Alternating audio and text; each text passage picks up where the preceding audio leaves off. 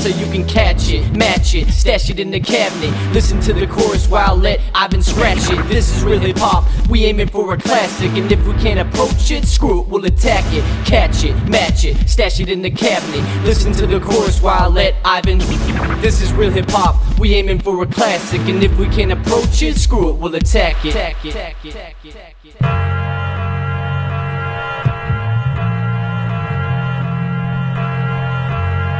What you know about classic music? What's going on, everyone? Welcome to the Retro Wrestling Review Series. I'm Owen Finch, and I'm here with Chris.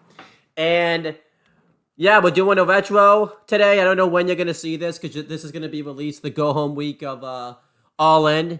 And, you know, this is being recorded probably literally a week in advance. We're just trying to get everything in the can so that way it gets out in time. Because as you know, Chris, the sooner we start recording shit, the faster it gets out type of thing. So, oh, yeah. And we don't want this coming out. We don't want this coming out after the fact either. Yeah. But did you realize, by the way, I opened my freaking water cup to have a drink of water and never even took a sip? I was too busy talking and forgot. Did you notice that happened? They're probably thinking, what the fuck's this kid doing? Was he just about to have a drink and he just decided he wasn't having a drink anymore? Like, the fuck happened? Like, he was drinking air. No, there's water in here. So, luckily for you. But you're thinking, like, wait, did this dude picked up his water cup and opened it up like he was gonna have a drink, and then he just didn't take a drink? Like, I bet you're just like, what the fuck is this kid doing? Like, he just talked the whole time. Yeah, but anyhow, He didn't bother. Yeah, so And then closed it. Yeah. And it's not like, too, you can hide that shit, too. You can hear the shit open and close type of thing. So it's like, what are you doing? You're probably thinking, I bet you almost walked off the video. You had to like almost take, you have to almost take a walk and be like, what the fuck did I just see? What was that? Like, I stopped myself. Yeah, but like this kid does not. So mad. This kid does not understand how to drink fluids. The whole point is you're supposed to put it to your mouth and start drinking, not fucking just open it, put it. No, I didn't even put it to my lips. I opened it, put it like up here, type of thing. So, but you're thinking like, what do you? Yeah, that's not even close to my lips. It's not even anywhere near my face. But you're thinking like, what the hell is this kid doing? Like, he's unhinged. Yeah, but anyhow, yeah, let's get right into this retro. Today, we're doing Full Gear 2020. Today was the first time I've ever seen this show. I didn't watch it at the time because I think everybody knows why I wasn't watching wrestling all that much during the pandemic. It was just tough. So, that's that. But yeah, let's just get into it. I picked this show. I've been meaning to watch the show for a while anyways, but I just never got around to it because I always had shit going on. So I'm like, okay, I'm gonna sit down and I'm gonna finally watch it at some point. And we figured we need to do a retro soon. AEW has All In coming up. We can do this as a retro because it qualifies as an AEW pay-per-view. And then on Collision 2 weeks ago, it was announced that FTR and the Young Bucks are going to have their third match in the trilogy. And I saw the second match because I was there live for it, and I haven't seen the first match. And the first match is on this show. So I figured it was time to finally sit down and, finally watch this show and watch this in full. So that's why this retro was picked. And yeah, let's just start, talking about this show. Obviously, the state of wrestling at the time, I think the best way to say it is it seems like wrestling is at least somewhat back to normal. Every company's at least back because this is still the pandemic. It's not the height of the pandemic, but it's still pretty bad. But people are still people at this point are starting to kind of do things a little bit. They're still in quarantine, but they still have to wear masks and stuff. But for the most part, everyone at least is like going to the stores and going out to eat and all that type of stuff. But you still can't go to like, any like venues or anything like that. That's still shut down. But for the most part, we're getting some type of normalcy in the world by this point. I think I was actually in Pennsylvania when this show happened, actually. So, people are at least traveling out of the states type of thing. So, that's good. And I would say by this point, because I really don't know what to say anymore about wrestling. If you want to know what kind of wrestling was like at this time, just go watch our Payback 2020 retro, because it kind of says it all right there. Really, wrestling hasn't changed all that much. I'll say wrestling is at least back into like its normal pattern in terms of booking and all that type of stuff. Like they're basically because basically all the plans that they had got put on hold because they were waiting for fans to come back, and I think they pretty much realized by this point that the pandemic wasn't going to go away anytime soon. So they're like, okay, we have to start to kind of make some moves right here. And that's pretty much what happened. WWE started doing things at the Thunderdome, at the Amway Center. And basically they were back to normal. Raw was a shit show at this time. Let's just talk about that. Raw was a shitty show every week. And SmackDown was really the show to watch because of all the big storylines and stuff that everybody liked was happening on SmackDown, especially the main storyline that's still going on to this day. So there's that. AEW was doing really well. They were, had really good long-term storylines at this time. When it came to shows, I believe how it worked is I believe every other week was live, but they would tape the following weeks on the live week. And they didn't do Thunderdome, but what they did was they allowed fans to enter the venue, and they had to be like in a dome type of thing to kind of, basically quarantine themselves from that and all that type of stuff. And they had to wear masks the whole time. They couldn't put any outside food or drinks in. And then there's one other main thing that like happened. Oh, and obviously you had to be tested for like COVID and all that type of stuff. So, and it was also, but they weren't in front row. They were like, like I said, in domes. So they were like the back of the venue. They were spaced out. Yeah, pretty much. It was spaced out. You wouldn't see people like in the same row unless if they were like family members or friends. Yeah. Other than that, like everyone was pretty much like, okay, this is your section, that's your section, that's your section. You were pretty far away from the next person. Yeah, which was good. I liked it because at least like it brought like a good ambiance to the show. Yeah, definitely. And then they counteracted that because front row would be like basically any AEW talent that wasn't being used all that much all the time. They were just basically there to make noise and type of thing, which made it sound like a real crowd type of thing. This is when they had been at Daly's Place, I think, since like June by this point. They stayed in Daly's Place up until the pandemic ended, pretty much. Yeah, because they were in Georgia for a couple of months. Yeah, and then they moved to Daly's Place. I think it was like right before Double or Nothing this year. They moved to Daly's Place. So yeah, it was. It was. I think Double or Nothing was the first big show they had there. Yeah, and then NXT we should talk about because the main roster is doing Thunderdome. As we mentioned before, NXT was doing a mixture of both, where they would have PC recruits in the crowd, and it would be somewhat Thunderdome. I think NXT did it not the best, obviously. I think AEW was a little bit of a better atmosphere, but I think it comes to WWE. I think we said that NXT was a little bit better just because, like, I think it was better to have some people at least there type of thing and have Thunderdome type of thing. So that was good. NXT, though, it was still doing well at this time, but you could tell, like, the pandemic hurt NXT. Triple H has talked about this before because they couldn't sign anybody, really. And I think this is around that time where somebody caught COVID at the Performance Center, so a ton of talent had to be sent home and all that type of stuff. So it was kind of a bit of a rough time for NXT. And they were trying to do whatever they could to win the Wednesday Night Wars, but no matter what they did, they just could not win the Wednesday Night Wars. They only won the Wednesday Night Wars like a couple of times type of thing. So it just wasn't happening. AEW was doing, really, like I said, relatively well. The ratings were still pretty good for pandemic times type of thing. I think they just barely didn't hit, a million views and all that type of stuff.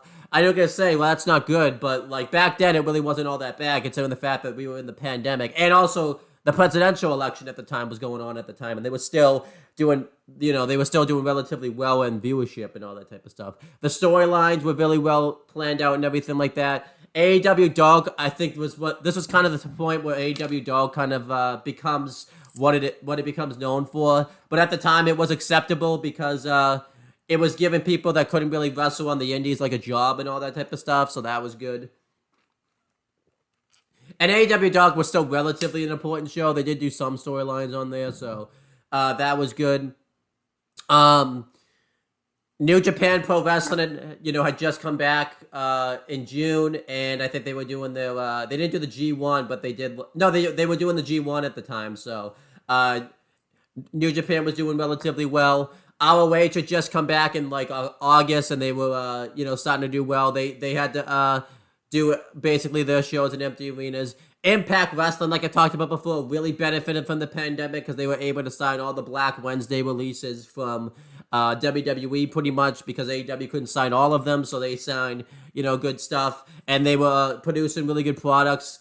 It just sucked because they couldn't really transition all that well from the, empty arena. They still had to do their shows in empty venues. Eventually, they added like an audience sound to it, and that wasn't all that good either. But it was better than just an empty arena. So I think Impact was still kind of struggling at this time, just because WWE and AEW were able to evolve to do like a Thunderdome and like crowds type of thing, but Impact really couldn't do any of that stuff. So, and as we know, NWA got killed by the pandemic pretty much because all their talent either went to WWE or AEW, and they couldn't do any shows because which they should have just fessed up and done shows because that killed them big time. And then they were able to keep themselves relevant by getting into some partnerships. Like they got into a partnership with AEW, which allowed NWA talent to show up on there. The NWA Women's World Title started showing up on AEW. The World Title was an option, but obviously, as we know, that didn't happen for because of egos and all that type of stuff and lack of leadership. And NWA ended with a partnership with the United Wrestling Network, and they would defend their titles there. United Wrestling Network was a big shit show because the pay-per-view on Fight TVs didn't work half the time. And then AAA was still doing relatively okay in Mexico. A lot of the champions couldn't show up on the shows because they were stuck in America, like Kenny Omega was stuck in America. He was still defending the belt on Dynamite, but he couldn't get over to do any of the pay-per-views, as well as the Lucha Bros, as I believe they were the AAA World Tag Team Champions at the time. So, they kind of suffered in that aspect. And then, that's kind of wrestling as a whole around this time. But let's go over Full Gear. Let's just start talking about the show itself. I'm not going to do any trivia, Chris, because you're just going to cheat anyways and just look up the results. So, I can't be doing that. We can't have that. We're not going to have you cheating. So, I'm just gonna look it up on Wikipedia real quick, all of the financials and all that type of stuff. This show took place on December 7th, 2020. The cities that this took place in was in Jacksonville, Florida, and in Cameron, North Carolina, because one match is taped there at Cameron, North Carolina. The venue was Daly's Place and the Hardy Compound. The attendance for this show was 1,000 in attendance. I don't know if that's counting the talent that was in the crowd also. I don't think it is. I think it's counted like the legitimate fans that were there. That's still really good for the fact that it was in the pandemic. So that's, really good stuff. The buy rate for the show was 100,000 buys. Decent pay-per-view number right there. Obviously, because, before, at All Out, they did roughly around that same time, 100,000 to 110,000 buys. So good pay-per-view numbers for 2020 standards, because a lot of people really didn't want to buy pay-per-views anymore. So that was a good pay-per-view number right there for AEW. And the tagline for this show was, "Don't chase dreams, hunt goals. So really good tagline right there. I like that. And yeah, let's just start talking about the show. Let me grab my notes up here. We had an exclusive. It showed the countdown show, basically kind of showing all the matches and hyping them up and all that type of stuff. And then we had the red carpet event that took place that aired the same day as Full Gear. The hosts of that were Dasha and Tony Schiavone. And they interviewed various people. Brandy Rhodes got interviewed, and she was talking about the TNT title match coming up and how Cody's going to retain his championship, and how she previewed the women's match on this show, and she also talked about the dogs, as her dogs were there and all that type of stuff. So, you got to talk about them. You can't just not talk about them because they're there. So You can't. You have to talk about them. And then Nyla Rose and Vicky Guerrero got interviewed, and Nyla Rose and Vicky Guerrero talk about how Nyla Rose is going to win the AEW Women's World Championship tonight because, when Sheeta beat her, it was a fluke. And she says that, she's the most dominant woman in the division. And now she has Vicky Guerrero by herself, a great mind for the business. And she's going to prove tonight that, she's going to absolutely destroy Sheeta. And she's going to leave Sheeta broken. So we'll see how that worked out. And then MJF and Wardlow got interviewed. MJF talked about how he wants to be in the inner circle because he needs to get a faction around him, so that way what happens at All Out doesn't happen on this, never happens to him again. And he says that he can bring a lot of value to the inner circle. And Alex Apahentes tries to, because he was the interviewer on this show, tries to ask him. He tries to ask Wardlow anyways if he's going to join the inner circle if MJF wins. And MJF answers for him and says that wherever Wardlow goes, MJF goes. Because I almost said MJF works for MJF. Wardlow works for MJF. Actually, I almost said MJF works for Wardlow. Imagine that storyline, how that would have played out. So, and then he talked about how Chris Jericho was his hero, but he said that tonight he's going to do whatever it takes to win the match and enter the inner circle. And he talked about, too, how nobody may want him around. And that's because, he's not very well liked, but he's fine with that because he's better than you, and you know it. And then they hyped up this announcement that was coming up on the AEW Games YouTube channel. Was announcing that AEW was going to do gaming. They announced, AEW General Manager mode. What was another game that came out? It was GM mode, and there was like some other game that came out for AEW that was like a mobile app. I don't remember. It was like a fucking casino game. Okay, yeah. It was just a piece of shit. It was like your typical like app store casino game that they slapped fucking AEW imagery on. Okay. And then obviously they announced they didn't announce, but basically they announced what's now known as AEW Fight Forever. They announced that game was going to be made. So, and the game literally just came out a few months ago. So that game got delayed big time. So, and then Eddie Kingston gets interviewed, and first he's with the family, which is not the family you know in NXT today, but he's with the Butcher, the Blade, the Bunny, and the Lucha Bros. And Alex Apahaptez wants to interview them first. And he asked them if they have confidence that Eddie Kingston is going to win the main event tonight. And the Bunny said that that's just a really stupid question. Obviously, he's going to win. He asked the Lucha Bros, I think, the same question in Spanish, and they say the same thing, I think.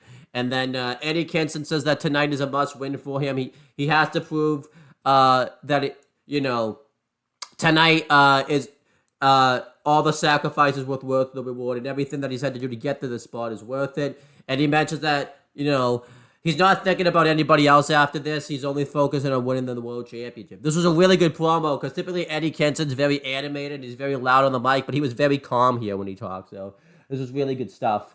And then Orange Cassidy's supposed to get interviewed. And before this, Alex Apahaptez is like trying to figure out how he's going to interview Orange Cassidy because he's not going to talk and he really doesn't want to.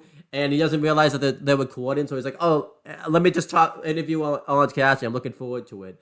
But instead, it's not Orange Cassidy. He interviews the Dark Order. And this was at the time where Alex Apahaptez was acting like an honorary member of the Dark Order. It was really funny. And Yeah, John Silver said that he's going to destroy Orange Cassidy and he's going to embarrass him like Orange Cassidy has been embarrassing him. He said that tonight he needs to break out, and he said that he's gonna do it because Johnny's hungry. So he was hungry. So yeah. He was very young. Actually, he wasn't hungry. He was hungry. He was hungry. So Johnny, yeah, great stuff by John Silver here. And afterwards, Alex Reynolds and John Silver had some Dark Order juice that they have. So that was good stuff right there. So good red carpet. I like the interviews that they cut, and it was really good stuff. I assume you didn't see this, so you have nothing to say about it, probably, right? yeah, I just never seen it. You got to see it. It's good stuff. Then we I had, don't want to see it though. we should have seen it. Then we had the buy-in. We had the commentary team of Excalibur and Tony Schiavone for the buy-in. And we have our first match on the show. It's the NWA Women's World Championship match. It was NWA Women's World Champion Serena Deeb versus Allison Kay.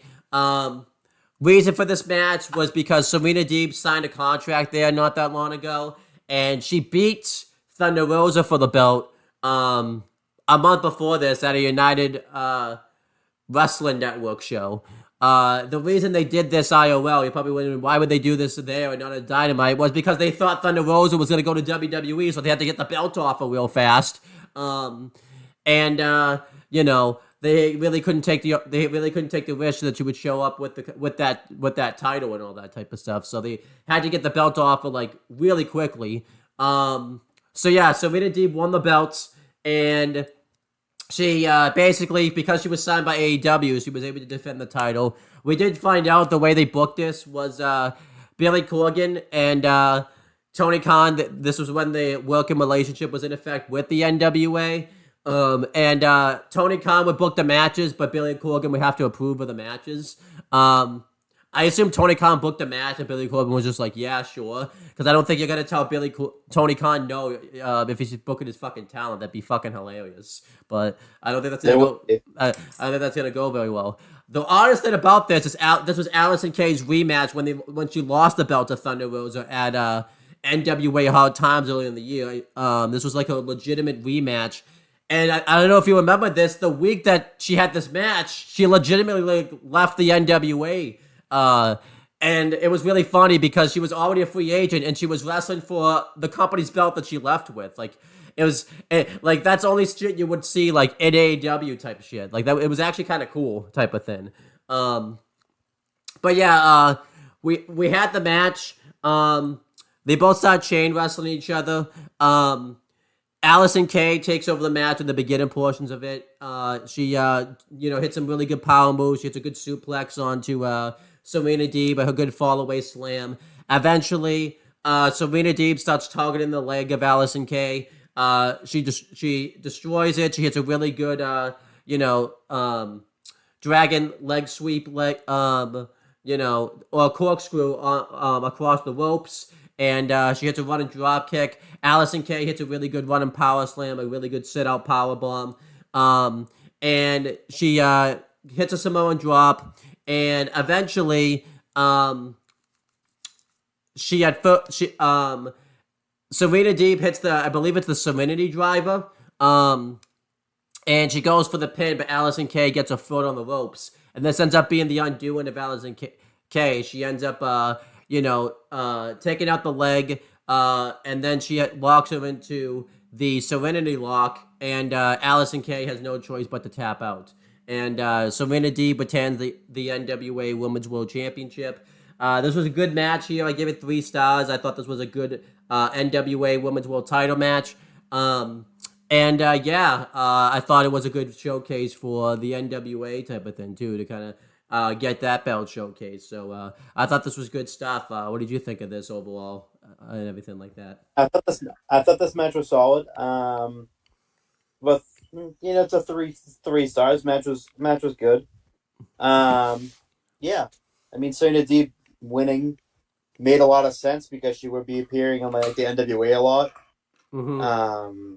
Also, too, along with after basically replacing Thunder Rosa on their roster at that time. Yep.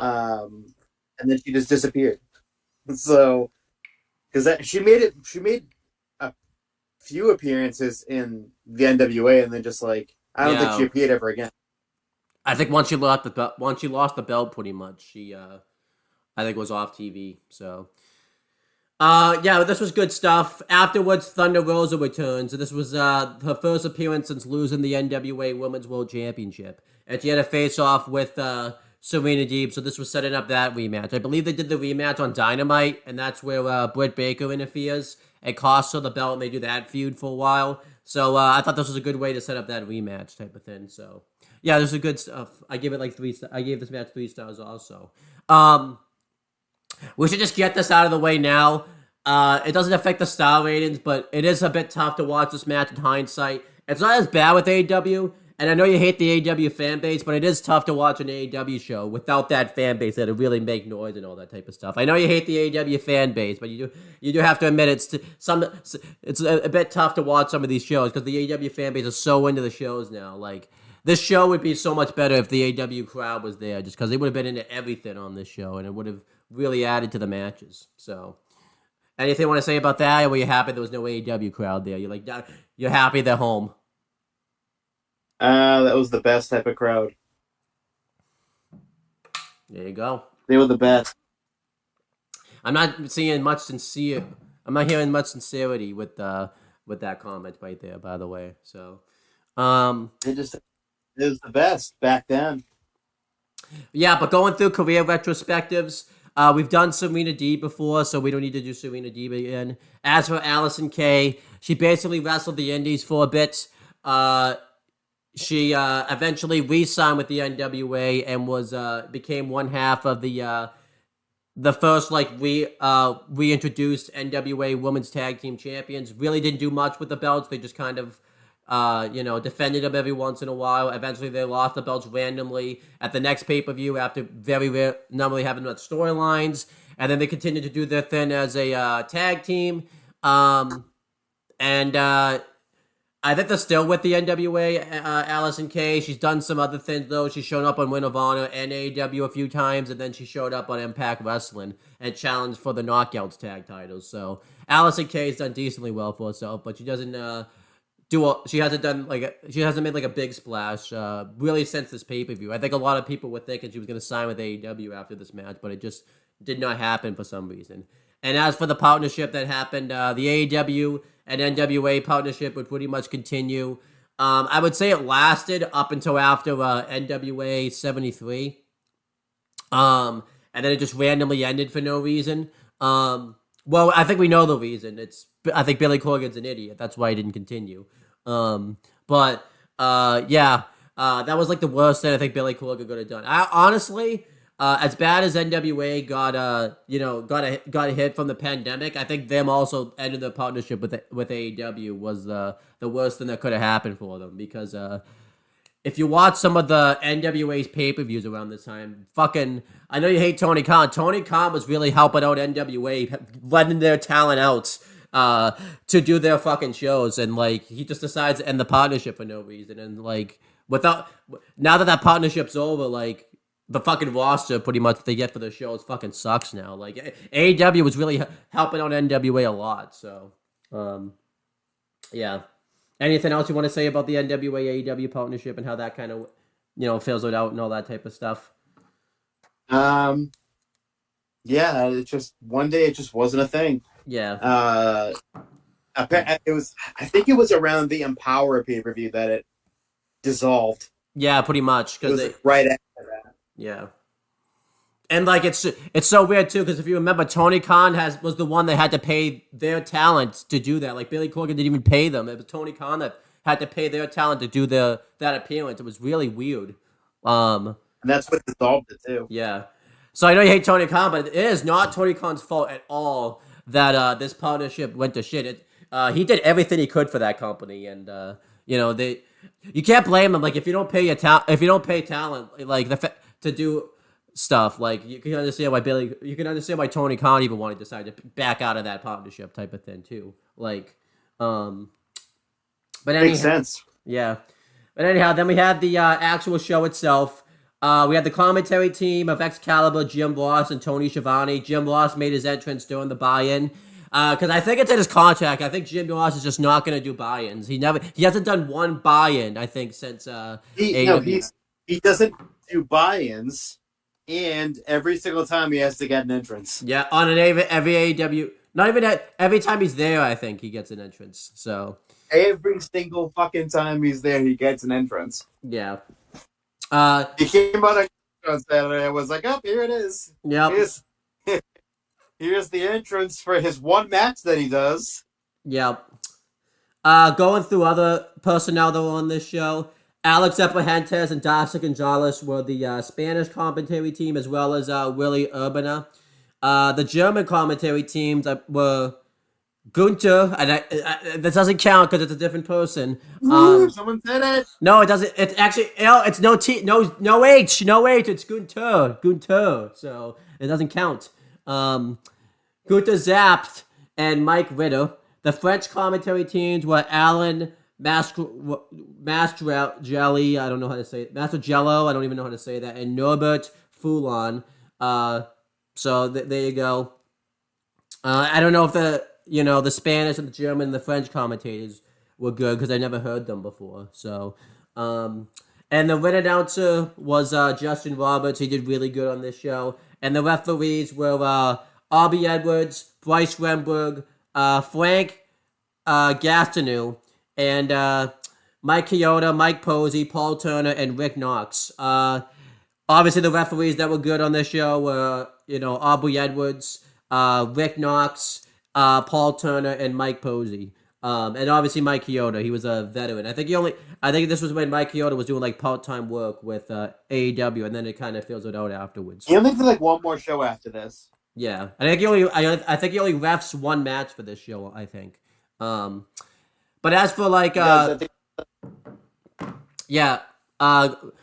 through some career retrospectives, we did them for all the commentators on the show except for one person. We'll do it when he comes on.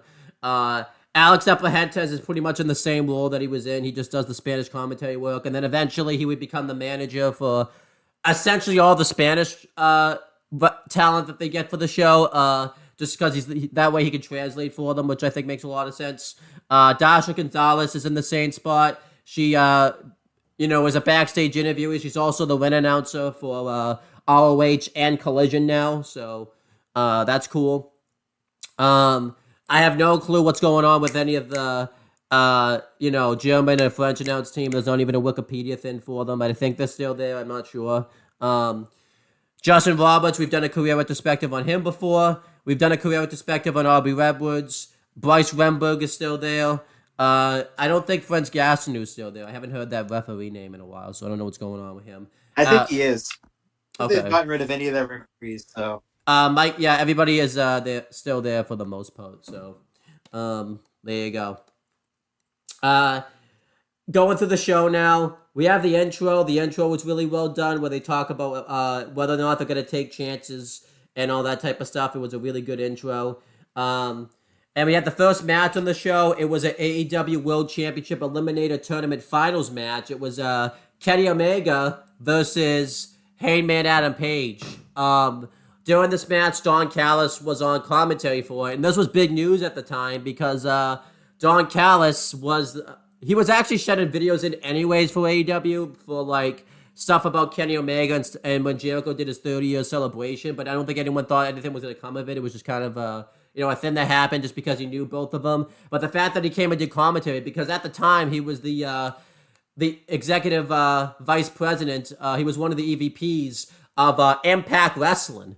And I think everybody thought this was, huge. I don't think anyone thought it was going to become what it was. I think everyone just kind of thought he was there originally, because he knew Kenny Omega really well. But it's still really cool though that it's what led to the Impact partnership. And I will say I like that the Impact partnership was like natural. It wasn't just randomly. They built like a story around the Impact partnership, and we'll get into what happens with that. Yeah, I thought he was really good on commentary for this match. It was funny though, because during this match, Kenny Omega's making his entrance, and Jim Ross, he obviously knows, but he's asking for like the people that never watched the show. He asked Don Callis why Kenny Omega is called the Cleaner, and he mentions, Kenny Omega's big into video games, and he transcends that into wrestling. He kind of gets off on a tangent. He never actually even answers JR's question of why, he forgot to tie it back in of why it makes Kenny Omega the Cleaner. So Excalibur had to be like, yeah, Kenny Omega calls himself the Cleaner because he got it from like a video game or something. Like Excalibur had to be the one that answered the question for Don Callis. It was really funny.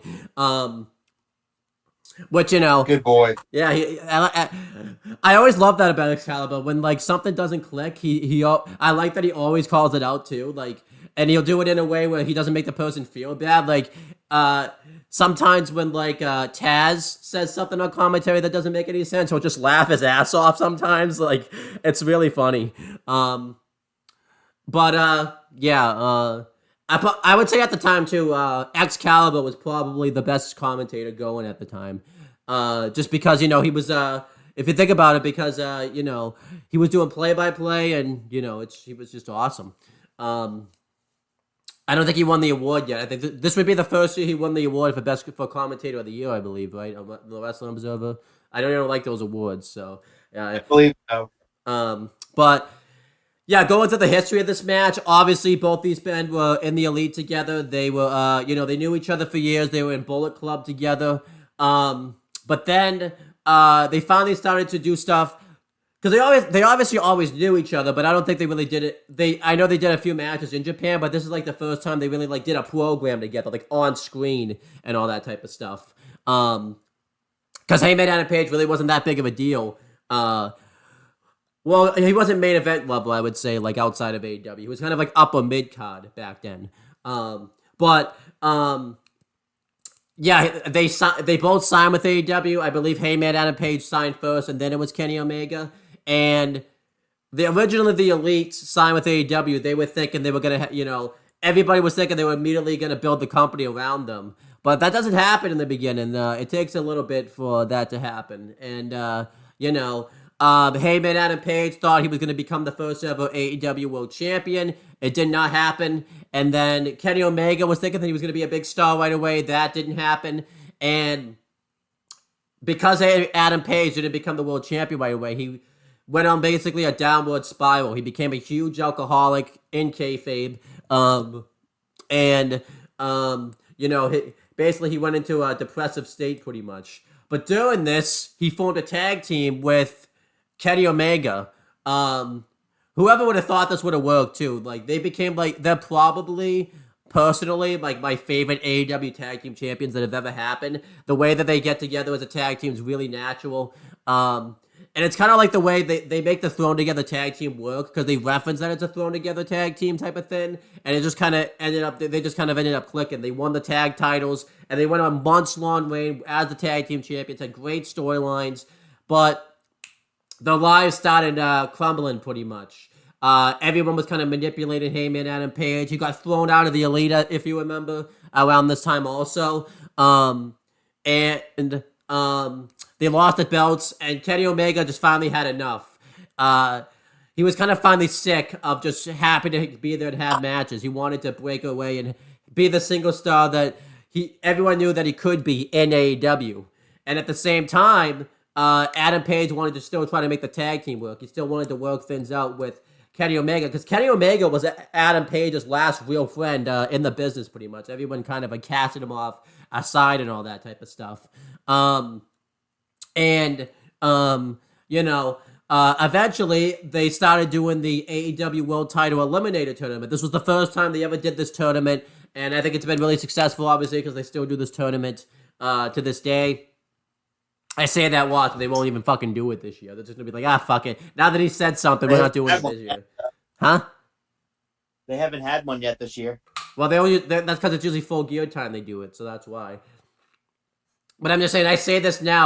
I'm like, they would do this tournament every year. All of a sudden, they're going to be like, fuck this kid. We're not doing the tournament now, because he mentions we do it every year now. Fuck him. Yeah, fuck that. Yeah.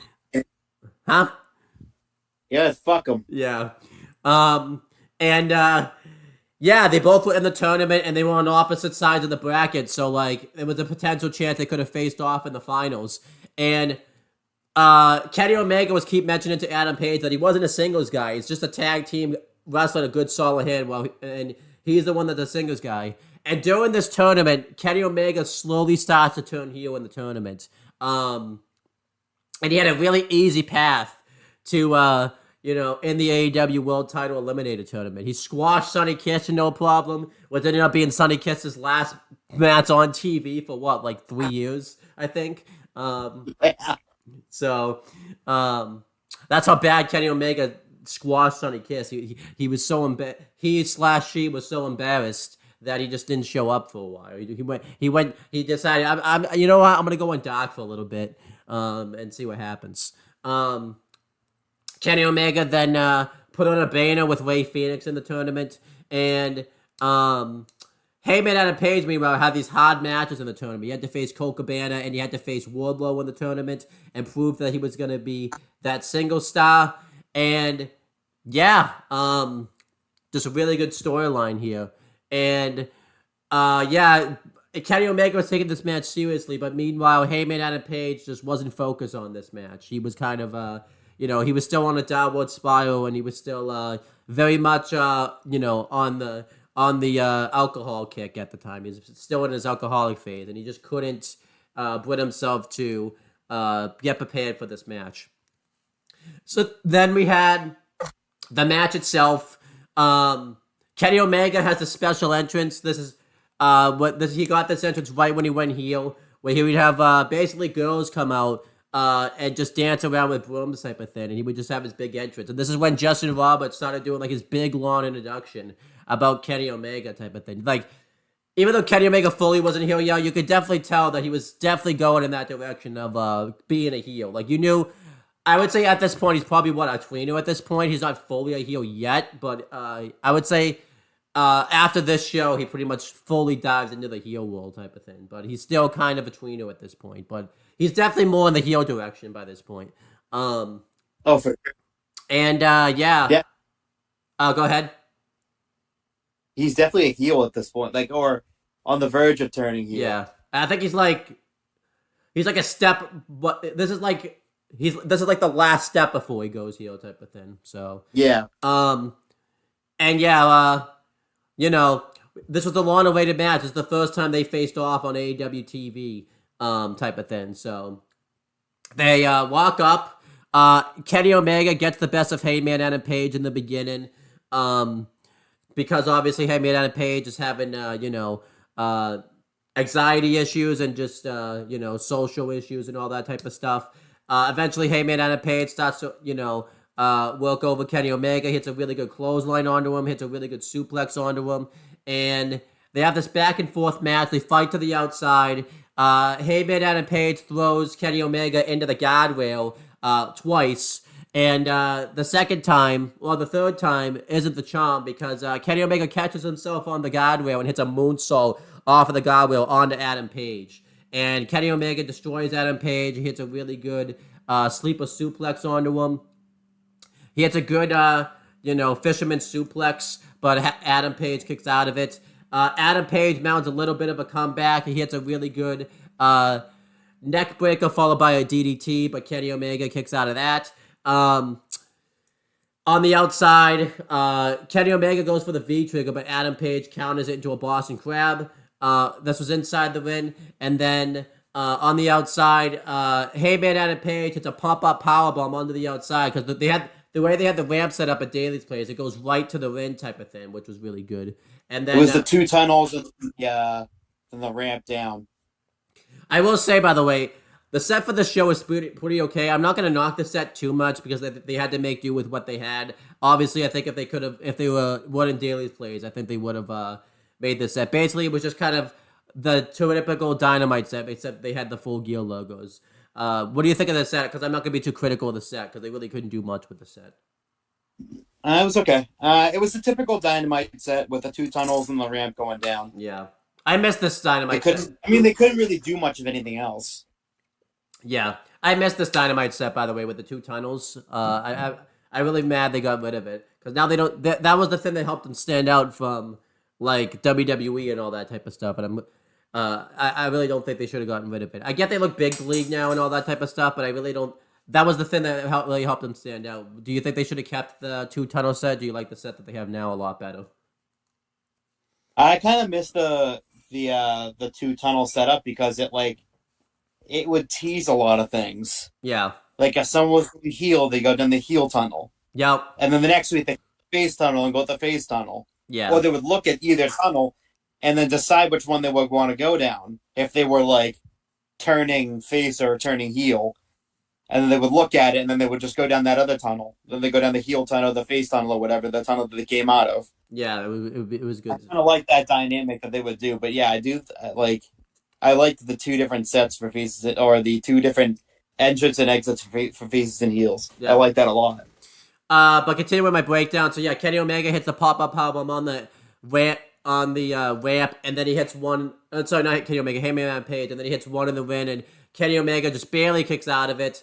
They stop brawling for a little bit. Kenny Omega gets the better of it, and he hits a V trigger on Page, followed by a dragon suplex, but Adam Page kicks out of it. Kenny Omega hits a Kataro Crusher on Page, but Page kicks out of that. Page hits the Deadeye. He has a really good Deadeye, by the way, because if you remember when people have hit this move before, sometimes their head doesn't even touch the mat. That does not happen with Adam Page here. He always makes sure their head touches the mat. And Kenny Omega kicked out of that. Heyman Adam Page hit a avalanche fall away slam, and Kenny Omega kicked out of it. Kenny Omega hit a slam followed by a moonsault, and Adam Page kicked out of that. And Adam Page kept teasing like he was going to go for the buckshot lariat, and he never hit it in this match. There's a really good counter that Kenny Omega does where he counters it really good into the V-trigger. And then eventually Kenny Omega goes for the one-win angel, and Adam Page tries to block it. He tries to get his head away from him, but he's unable to block it. Kenny Omega still hits the one-win angel, and Kenny Omega wins the match, and because of this, he's going to be the next guy in line to challenge for the AEW World Championship. This match was awesome. I gave it 4 3/4 stars. It was absolutely great stuff. This was the perfect result for the match. I think it made all the sense in the world for Kenny Omega to win. He needed that push to finally get him as a heel, and the fact that he had to beat like his former tag partner to get the AEW World Title shot was great stuff. And it was a great way to continue Adam Page's character arc, just because obviously this would lead to him continuously to go out down a downward spiral, and eventually allowed him to kind of come out of this the other side. And eventually, the very next year at Full Gear, he ended up beating Kenny Omega for the AEW World Championship. So I thought this was great storytelling right here. And obviously great storytelling because you see that Kenny Omega says something to Adam Page. You never know what it is, but I'm pretty sure you'll find out that, like, doesn't he say it's something like he said, like, Yuhan in there type of thing? Like, he still kind of put him down type of thing. So, it was really good stuff. This was a great match right here. And I thought both men benefited from winning/losing. So no one really looked bad here. And it actually benefited the storyline with the result that they went down. So, what did you think of this overall?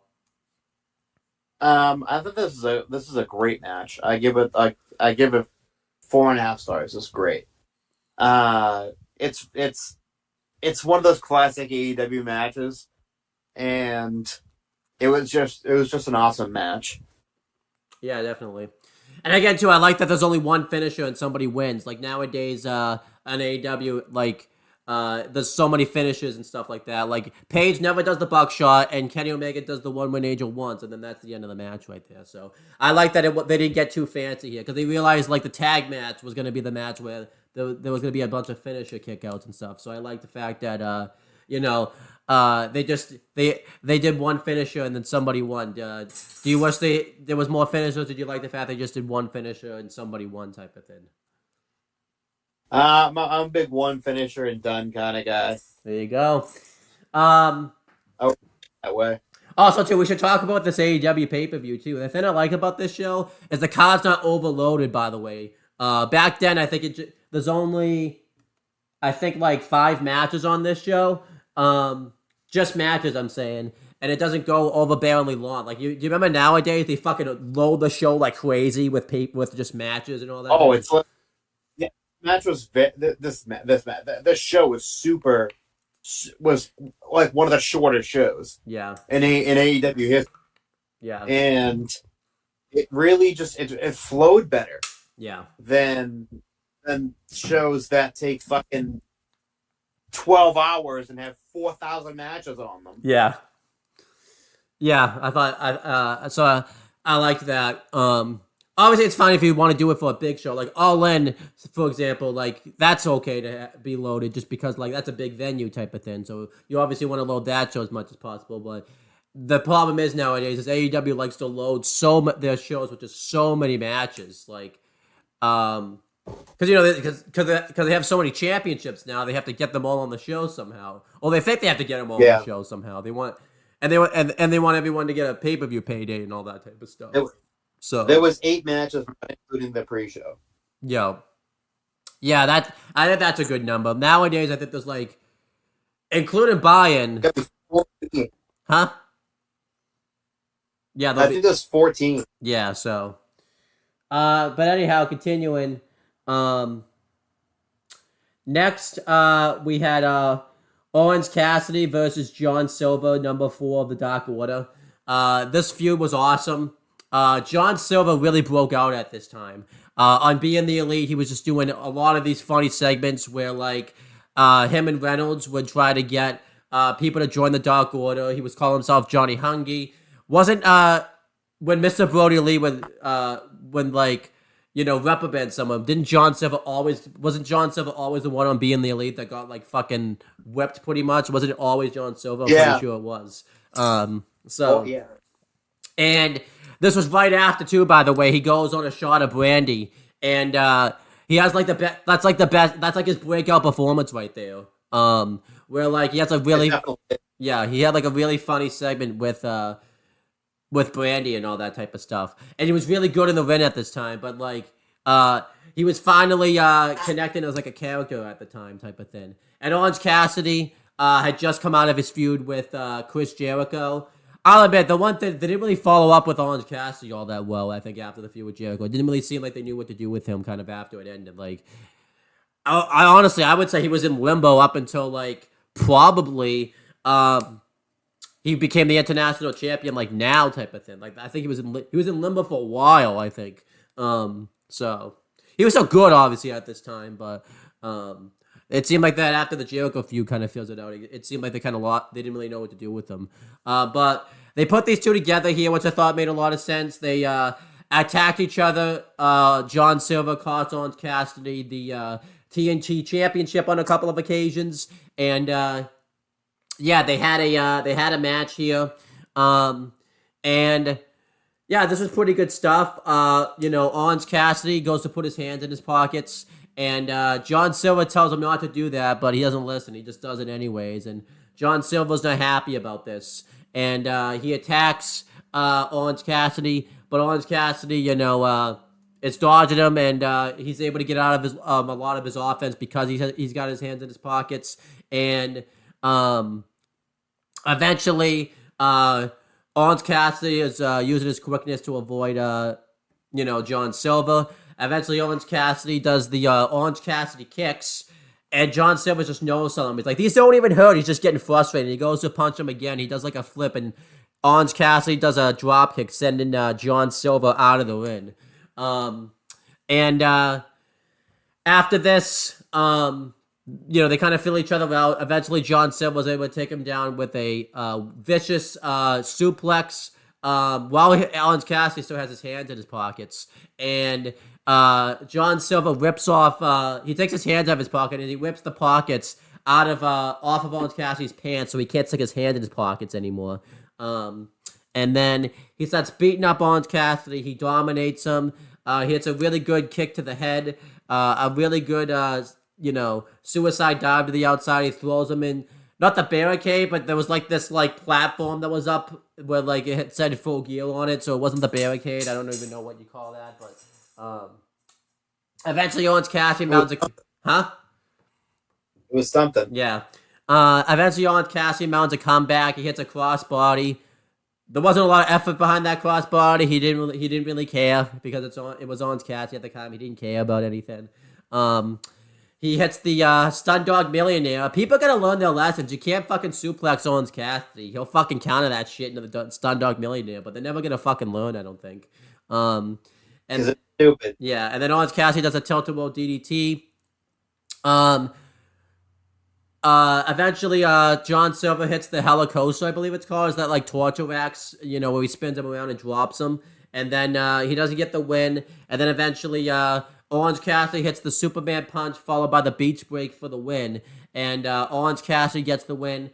I thought this was a pretty good match here. I give it 3.25 stars. I thought, it was really entertaining, and I thought Orange Cassidy made sense to win. It would have hurt his momentum a lot if he lost, but I actually think this benefited more to John Silver. He was able to get like a big time pay-per-view match.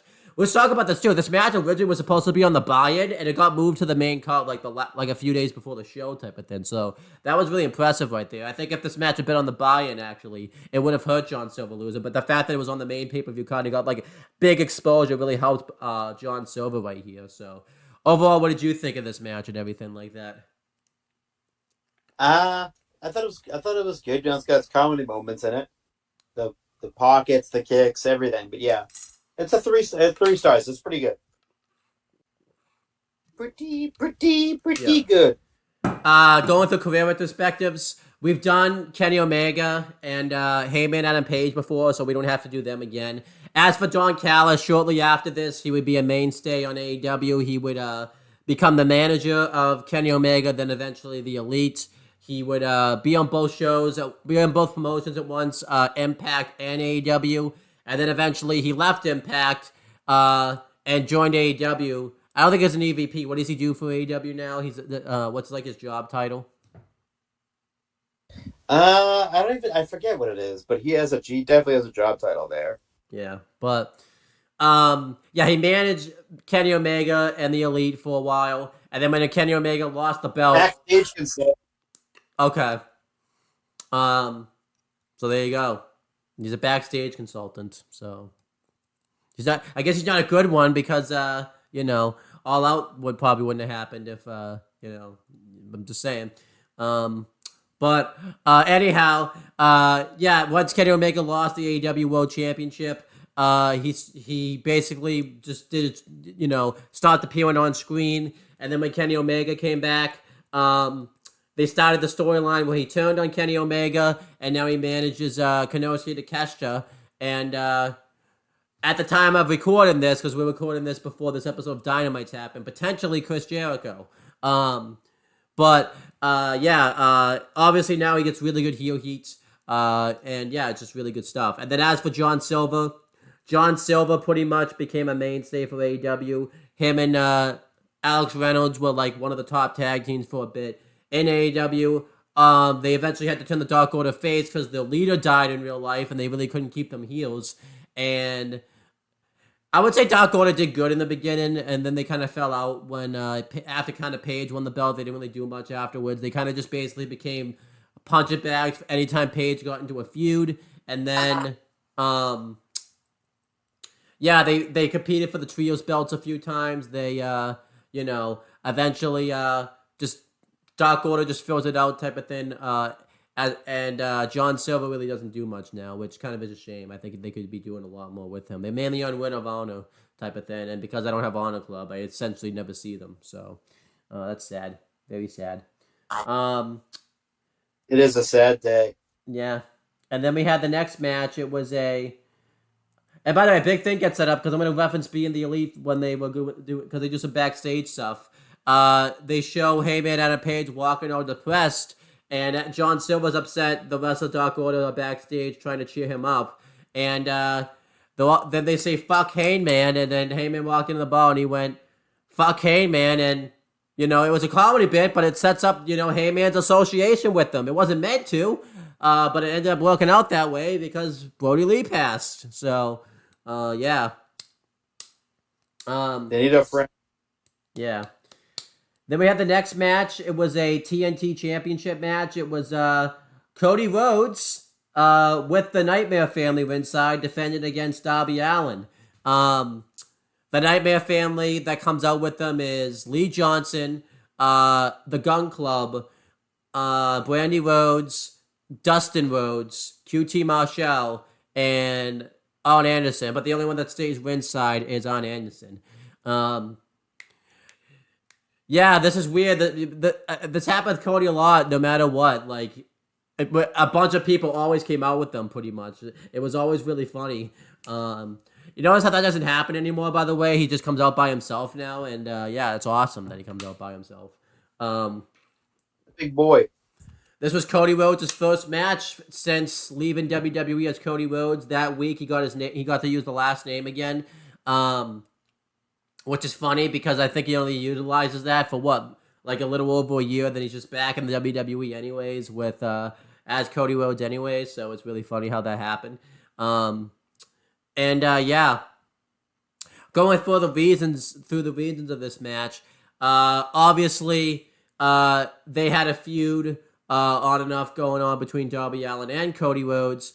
Darby Allin's first match in AEW was the 20-minute time limit draw against Cody at Fyter Fest, and it became basically a thing where like Darby Allin could not beat Cody Rhodes no matter what happened. He failed to beat him at I think it's called New Year's Smash, the New Year's episode of AEW, where Cody ended up winning the rematch, and then Cody beat him in the TNT title tournament, but just barely.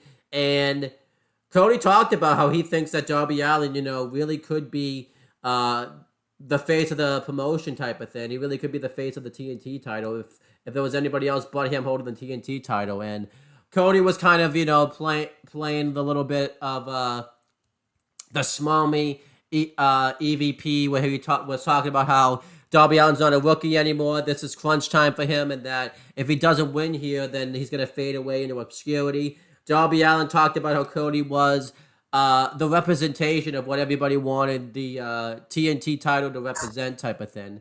And he said that, he was going to beat Cody, and he said that he needed to prove to himself that he could beat Cody because he realizes that he doesn't have a lot of chances anymore. And Cody talked about a lot of people going to be backstage because Cody was the one that pushed for this match to happen. So, yeah, it's cool stuff. This was kind of when, if you remember, this was during that period of time where they were teasing that Cody would go heel someday, and obviously it just never happened. There'd be some weeks where he would act heelish, and then there would be other weeks where he would act like a complete babyface, and then be like, "Oh, I'm never gonna go heel" type of thing. We'll get into that at the end. But yeah, the TNT title was a new title. It was a really prestigious championship at the time. And yeah, Cody had just won it for a second time against Brody Lee in that dog collar match too. So this was Cody's fourth defense of the belt. But he was basically the image of the TNT championship. Going through the match, Darby Allin has a special entrance where he just comes out in a beatdown call. He's on top of the roof of the car, and there's like someone that's like got his face painted, just some random indie person that's in there driving the car with him as Darby's got a skateboard, and he like smashes the skateboard under the windshield of the car. While the guy's in there too, like good thing the windshield didn't crack. What the fuck was Darby thinking doing that? Come on, man, you got to think about that. You got to think about that. Gotta use your head. Huh? You gotta use his head. Yeah, he I don't think he ever does that. Yeah. Yeah, Cody comes out, flanked by the Nightmare family. The match starts. Was this the first match? This was one of Cody's first matches. Do you remember he goes back to the black hair for a period of time? I think this was like one of his first matches when he had his hair bleached again. So yeah. They lock up for a little bit, and Darby's getting a little bit of the better of Cody. Cody kind of goes out to take a breather to kind of play mind games with Darby Allin, but Cody, is outpowering Darby Allin also just because, at this time, Cody had just put on 40 pounds, so he was pretty much like a heavyweight by this point. And Darby Allin gets some offense in. He works over the arm of Cody. He hits a really good tilt-a-whirl from the second rope. He hits a really good Marty Straw, nearly pinning Cody minutes into the match. He rolls to the outside, and Darby Allin hits a inverted suicide dive to Cody's back. and Darby Allin dominates the beginning portion of this matchup. Eventually, Cody hits a vicious slant, sends Darby into the post shoulder first, and he just starts to dominate Darby throughout much of this matchup. He, dominates the arm of Darby. He, holds his arm behind him, and he hits like a really gorilla press slam, sending Darby to the outside. He hits a gorilla press slam in the ring. He hits a suplex onto him, and at one point, Cody does push-ups because he starts to get cocky, and Arn Anderson gets upset about this and tells him that he should be focusing on the match. Cody hits an inverted crossroads from the top turnbuckle, and he nearly gets the win, but Darby Allin gets his foot on the ropes, and Cody was upset about this. Cody hits he goes for a Cody cutter, but Darby Allin counters it into a roll-up. Darby Allin gets like a quick span of offense in. He hits a Stun Dog Millionaire himself, followed by the coffin drop. And really good storytelling here. This time, instead of Darby Allin going for a pin on his back, because that's how Cody beat him in the third match, he goes for a pin on his stomach, which was awesome. And Cody just barely kicks out of it. And then Darby Allin hits a springboard coffin drop, but Cody counters into a German suplex. They exchange roll-ups on each other, and eventually Darby Allin hits a roll-up out of nowhere onto Cody, gets the victory. He becomes the new TNT champion. Afterwards, Cody looks upset, but he grabs the title, and he hands it off to Cody. I'm sorry, he doesn't hand it off to himself. He hands it off to Darby Allin. Yeah, and, he goes for the heel move. I think everyone thought he was going to go heel. And he raises Darby Allin's hand, really puts him over, and it's a big celebratory moment, but it gets cut off. Taz comes out, and Taz had promised that he was going to crash this pay-per-view because he was upset that Team Taz didn't get this TNT title shot. And he said that, he needs a doggy bag because he's going to throw up, this tender moment, because this is supposed to be a wrestling business. You're supposed to see violence, not people just hugging and getting all crying and all that type of stuff. This is a manly business, and this distraction by Taz allows Team Taz, which consisted of Brian Cage and Ricky Starks at the time, to attack Darby Allin and Cody. They throw Cody's shoulder first into the post, and Ricky Starks lays him out with a really shitty spear, admittedly. And then Brian Cage throws Darby to the outside, and they go. They attack him by his car. Cody tries to come back and fight some more, but because he's been taking so much damage from the match, he's outnumbered. He's unable to do so. And Brian Cage throws Darby Allin through the full gear. There was this circle set out there that Darby Allin goes through. And then they're about to break his arm. They were about to slam it into the car door until Will Hobbs runs out with a chair and sends Team Taz packing. Because at the time, Will Hobbs is part of the storyline. They were trying to get Will Hobbs to join Team Taz, but we were thinking here that he wasn't going to join Team Taz. But yeah, overall, what did you think of this match right here and the post-match beatdown and everything like that? I thought this match was great. But yeah, the post-match beatdown was fine. Yeah. Great stuff. I thought this got Darby Allin over huge. He really needed to get a win here. Darby Allin was the first one out of the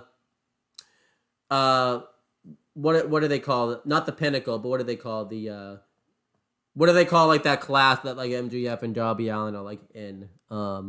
It's that four-way match they just did at the Double or Nothing. I forget what. I have no idea. It's that class that they have. Yeah, it's like the Pinnacle type of thing. The ones that start the standards of AEW type of thing. The Darby Allin, MJF, and Sammy Guevara type of thing. I forget what they call that class, but the Pillars. Yeah, the Pillars. Darby Allin was the first one of the Pillars to win a championship in AEW, so that was really significant. I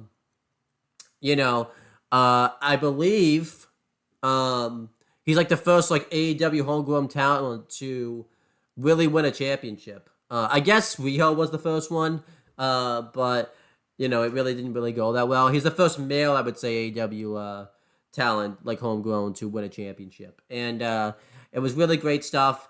I give the match 4.25 stars. I thought this match flowed really well. Cody probably should have gone heel after this match and turned heel on Darby. Probably you could have made an argument for it. Again, though, Cody was still relatively over, so I don't think he needed it at the time, and there really wasn't much of a crowd there for it to happen. So I just don't think it really was gonna work out. So it kind of was what it was. But yeah, what would you give this match? Just like a star rating. I give it 3.5 stars. It was good. Pretty good. And yeah, as for career retrospectives, Brian Cage would really not do all that much in Team Taz. He had the FTW title and never defended it. Eventually, they kicked him out of Team Taz, and then he disappeared from the AEW because there was talks he was going to leave AEW and all that type of stuff that just never happened. Eventually, he re-signed his contract the week of was it the day before WrestleMania type of thing or something like that? It was It was close. It was I think it was 2 days after. Yeah. But I think he made it at that point. And then now he's one half of the ROH 6-man World Tag Team Champions. And he's part of the Mogul Embassy.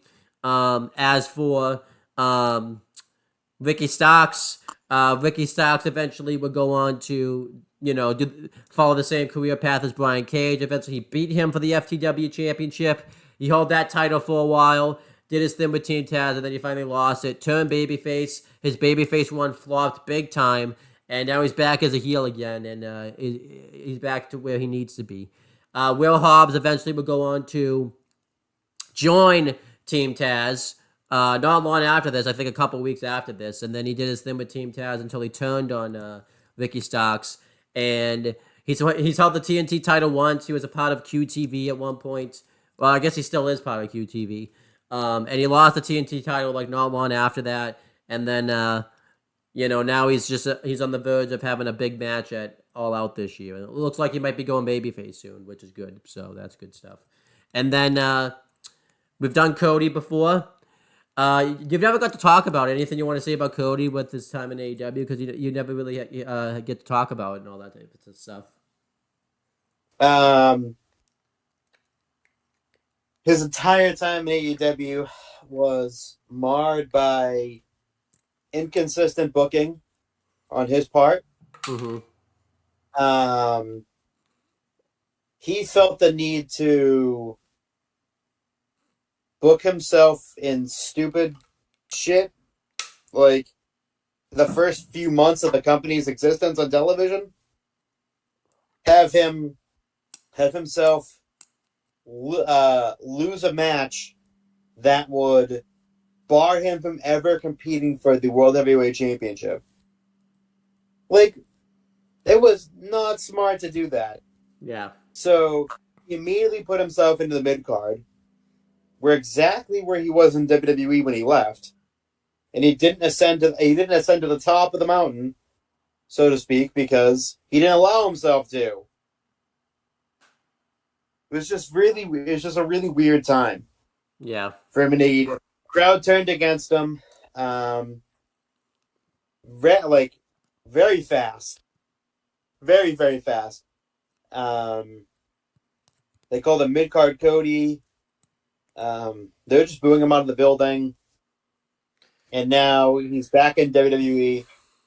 And he just finished up a feud with Brock Lesnar, and we'll see where it takes him. Yeah. And we talked about this. We were wondering, what went with Cody with AEW. It was really nothing. The way that he's being presented in WWE is pretty much the exact same way, and it's fucking working. It's really connecting. So... Big time connecting. So there you go. As for the Nightmare Family, the Gun Club would be a trios for a bit. Eventually, they turned heel and left the Nightmare Family really randomly. And then they didn't do much as heroes. They were just kind of there. And then eventually they teamed up with the Acclaimed. And eventually the Gun Club turned heel on Billy. And Billy joined up with the Acclaimed and got them really over, and then eventually got them the tag team titles. And then when they lost them, they competed for the Trios Championships and they failed to win him twice, and they're doing a storyline with Billy right now where he's looking like he's going to retire, but obviously we know he'll be back at some point. The Gun Club, his two sons, they would obviously after they left Billy Gunn, they would go on to win the AEW World Tag Team titles, and then they eventually lost them, and now they're a part of Bullet Club Gold on Collision.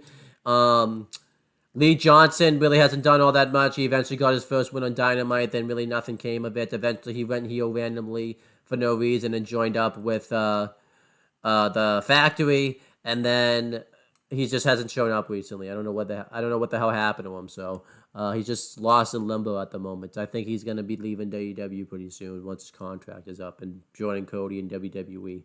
And then QT Marshall would pretty much not long after this turn heel and join and form the Factory, a really shitty stable in AEW that just lost all the time.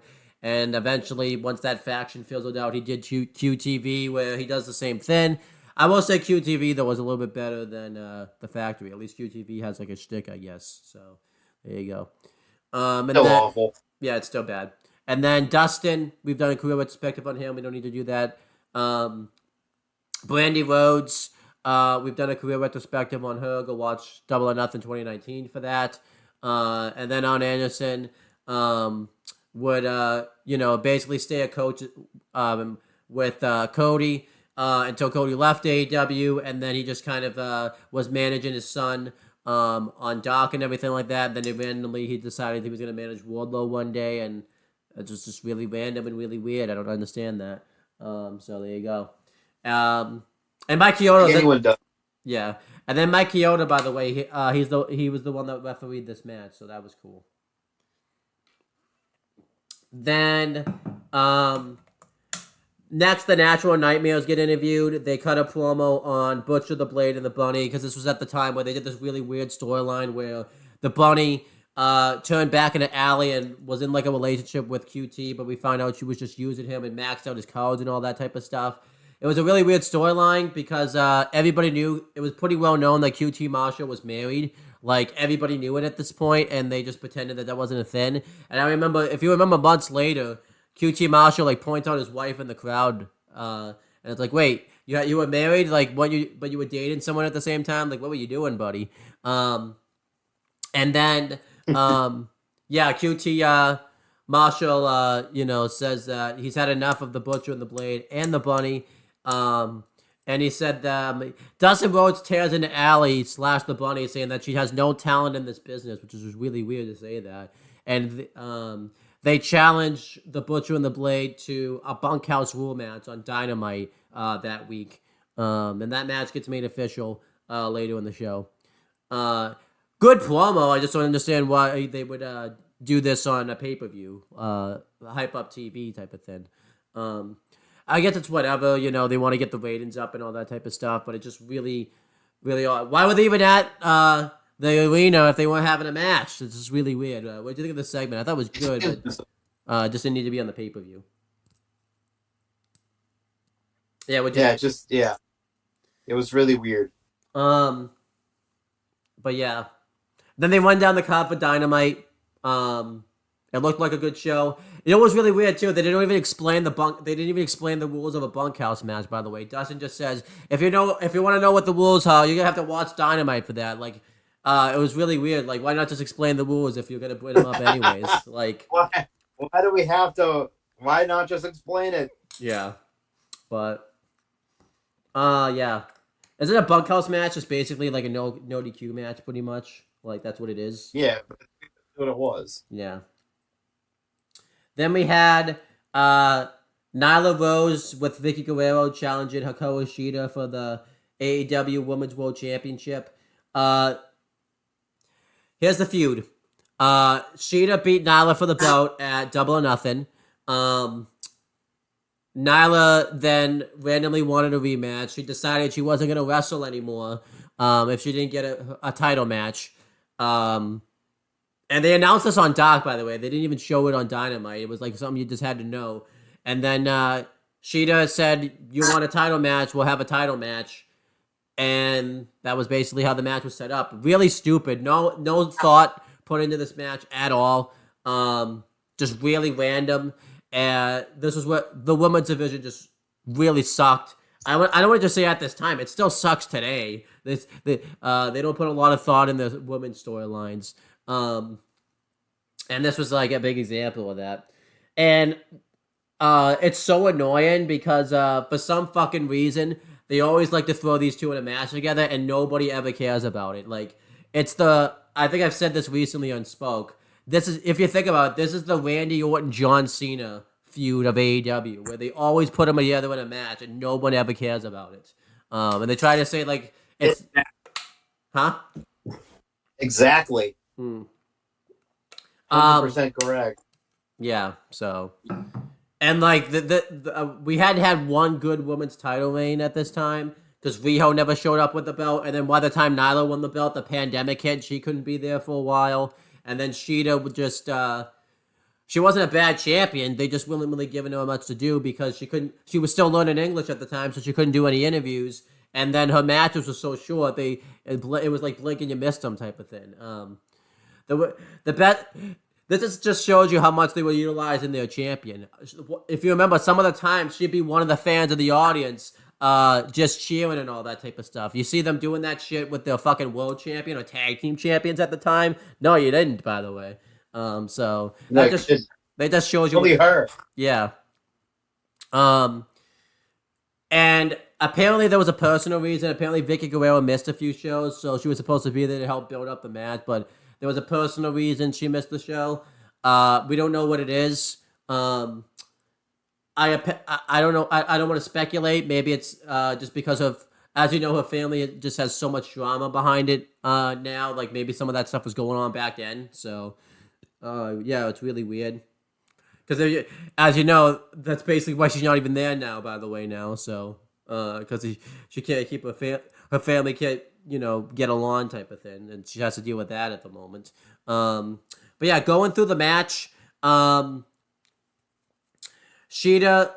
and Nyla Rose stop brawling with each other. Shida fights off Nyla Rose. She attacks her. And, eventually, she throws her into the barricade, into the steps. She does a high knee off of a chair and slingshots into Nyla Rose.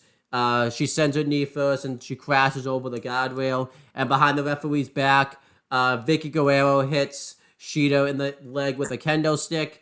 Nyla Rose dominates the match for a while. She works over the leg of Shida. She hits a power bomb, but Shida kicks out of it. Shida mounts a comeback. She hits some really good run and drop kicks in the corner. And then she hits the Falcon Arrow. She does the deal, but no, she doesn't because Nyla Rose kicks out of it.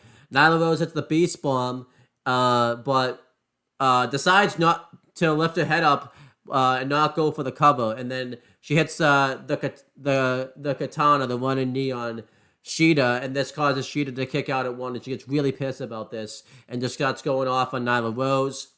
Behind the referee's back, Vicky Guerrero tries to use the kendo stick, and the ref takes it from her. I think this was Aubrey Edwards, and Shida throws Nyla into the barricade. She goes off on Nyla Rose. She hits like a Falcon Arrow, then the katana, but Nyla Rose barely kicks out. And then Shida just destroys Nyla Rose, hits 3 katanas in a row, and that was the end of the match.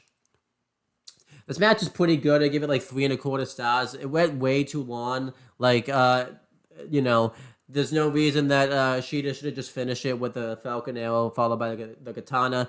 And again, it was just so hard to care about this match because you don't care about these two. There was no storyline here. It was just they were just having a match. So, it was really bad stuff. I think the worst part about it, too, is on the media scrum, Tony Khan talks about how, like, he realized he did a disservice to this feud by not showcasing it on Dynamite and all that type of stuff. And he said he's going to try to do better with that, with the women's division. Shocker! He doesn't do better than that! It was all just fucking talk. He was just blowing smoke up people's asses. And, the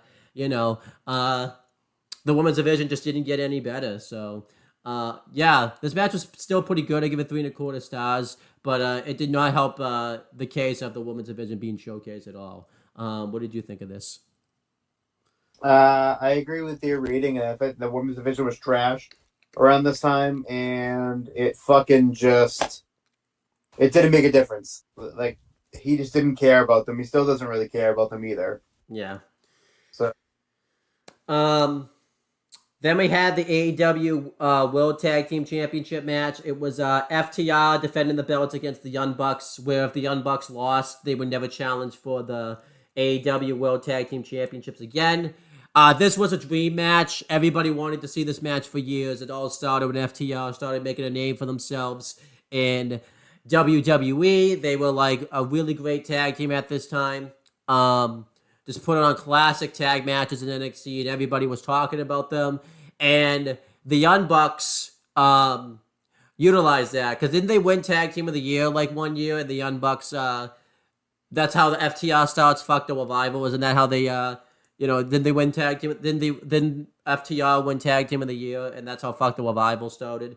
yeah, And, they basically put down FTR.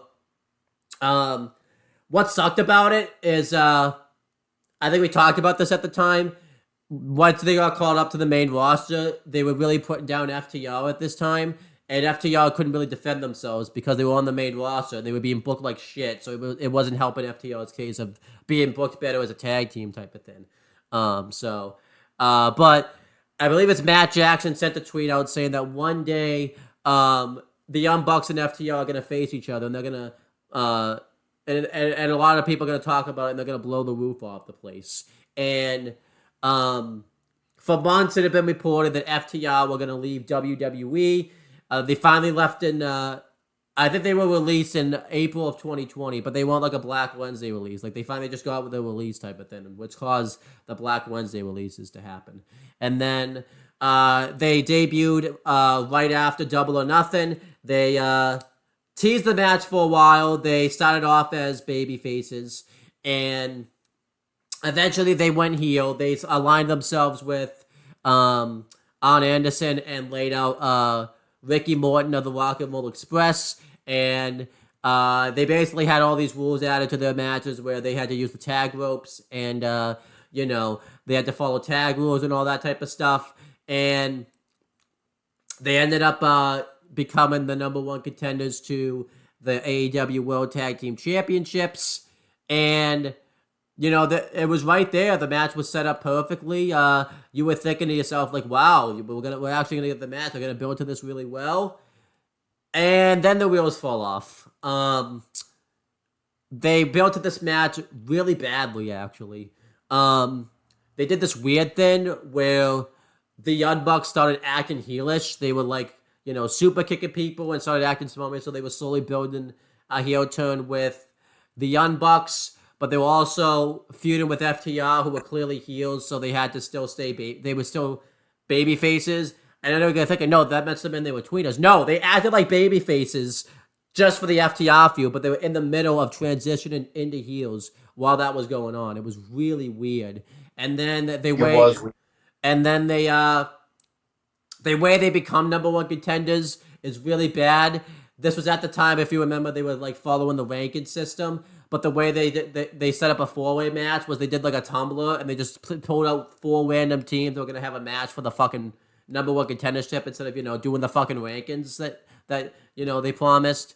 And Young Bucks won the number one contendership. And FTR beat them up.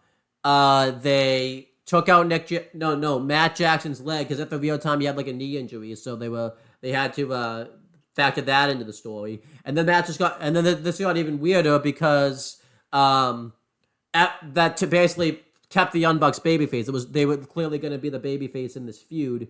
And then a good bit of the storyline too was the Young Bucks, really want catching fire in kayfabe like they wanted to in AEW. They were the first eliminated from the World Tag Team title tournament they were the number 1 seed, and they got eliminated by like the number 8 seed, I think it was. So it was really interesting. They were just never able to get the tag titles, so they did the stipulation again where if they lost, they would never compete for the AEW World Tag Team titles. And it didn't make any sense. They basically redid the Cody stipulation all over again just for no reason. They added some to this feud that didn't need to be added. So, yeah, that's basically kind of how we got here. And yeah, let's just... How do you think of AEW went about this feud? I think the AEW really overcomplicated the storyline. It should have just been a dream match, then they just have a match. But instead, they really fumbled it by having the Young Bucks slowly start to turn heel, but then they realize, oh wait, they can't be heels right now. They have to be baby faces right now. And then they added that stupid stipulation where if they lost, they couldn't challenge for the belts for a year. How do you think of how they went about the storyline? Because I really think they really fumbled it really badly. Overcomplicated mess. Yeah, is what it was. It was very simple, and they made it way too complicated. Yeah. And it was just and then I think that's why one of the reasons I think you don't like the heel turn, because they went backwards. They ended up being baby faces, and they just randomly turned heel again for like no reason. It's really odd. Like just very, very, very odd. But we had the match, and the match starts off. Matt Jackson starts off the match, and the Young Bucks dominate the beginning portions of the matchup. They take it to FTR. They hit some really good tag moves onto him, but Matt Jackson's still selling his leg. Well, I don't want to say selling his leg. He's not really selling his leg. His leg's actually hurt, so he's really not. He's meant to be selling his leg, but it's actually hurt. And then they do their tag finish, the tag move where they hold one of FTR against the ropes, and one of the Young Bucks jumps off the other one and does like a hip attack while they're across the ropes. That's a pretty cool tag move right there. They had a really good flapjack.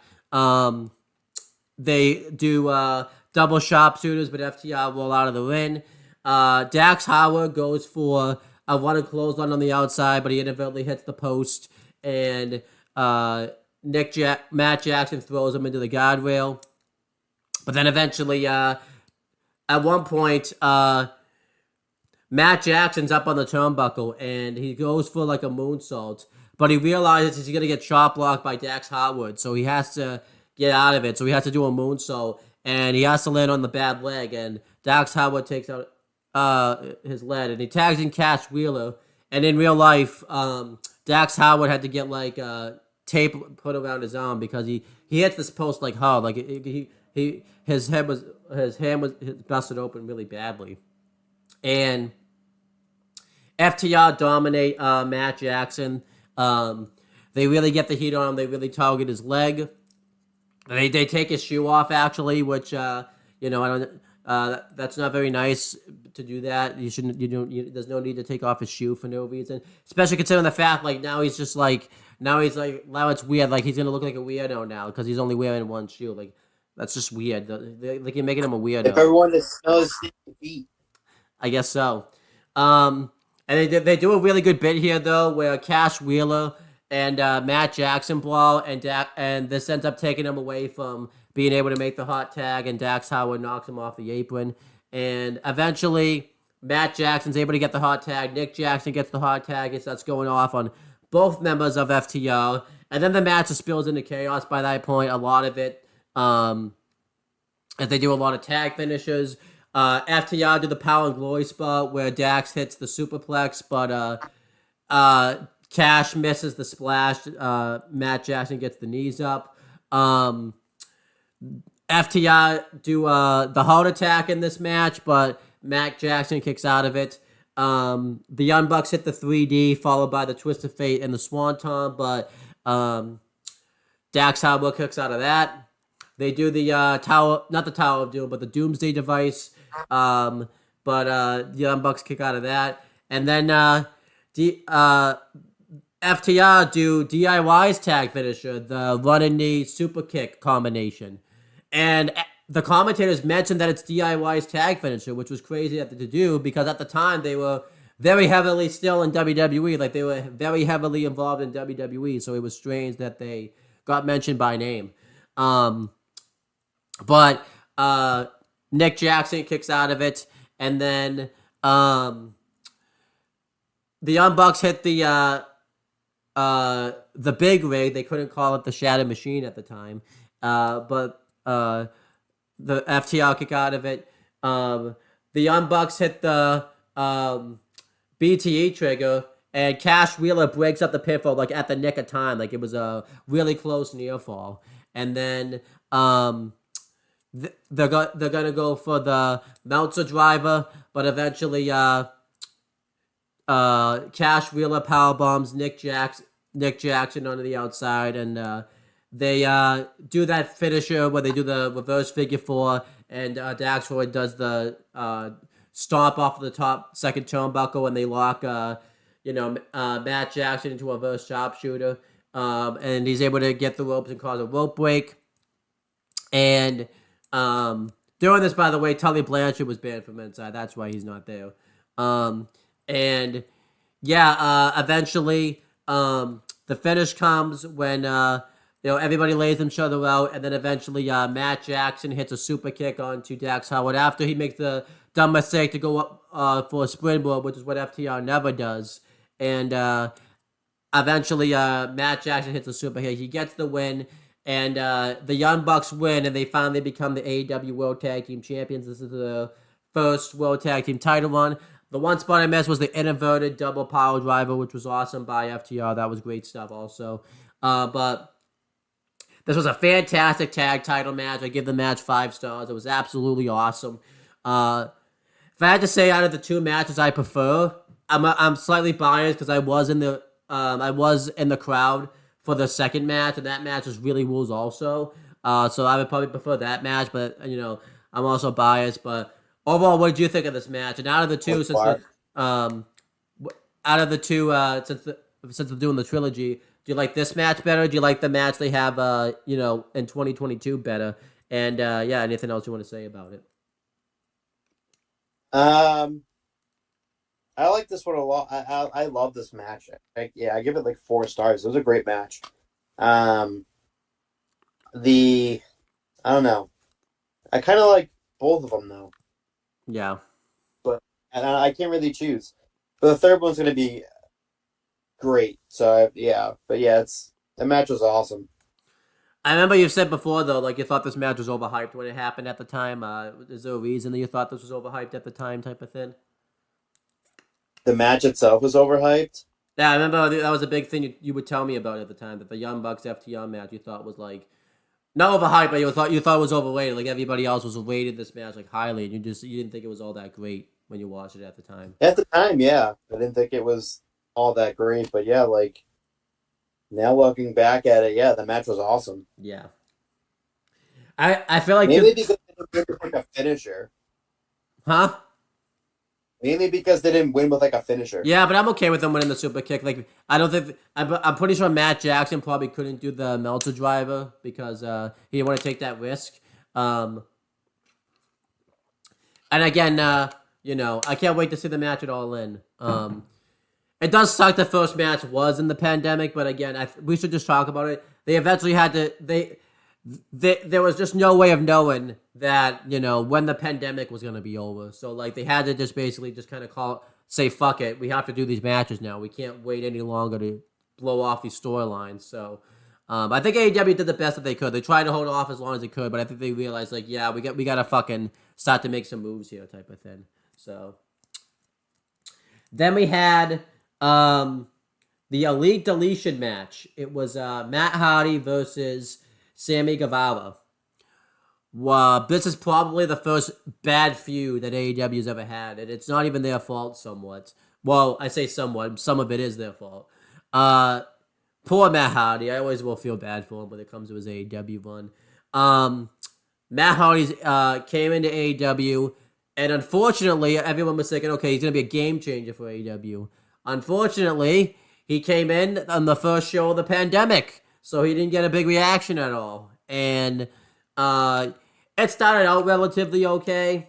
He started doing the broken gimmick again, and then unfortunately, it didn't really get over like it did, just because it had been a while since he did this gimmick, and it was tough for it to get over because, well, it seemed like in theory, it's one of those gimmicks that would work in the pandemic. The it doesn't work without a crowd type of thing. You need the crowd kind of there for it to work type of thing, and it just didn't really work. So, Matt Hardy and Sammy Guevara were meant to have a match, but then the speaking out movement happened, and Sammy Guevara, there was footage that got leaked that said if he saw Sasha Banks backstage, he would rape her. So he had to go to sensitivity training or whatever it was called? I forget. He got suspended, had to go to sensitivity training. So they had to put the feud on the back burner, and then they brought him back, and they finally were able to do the feud proper. It was, Matt Hardy had to transition back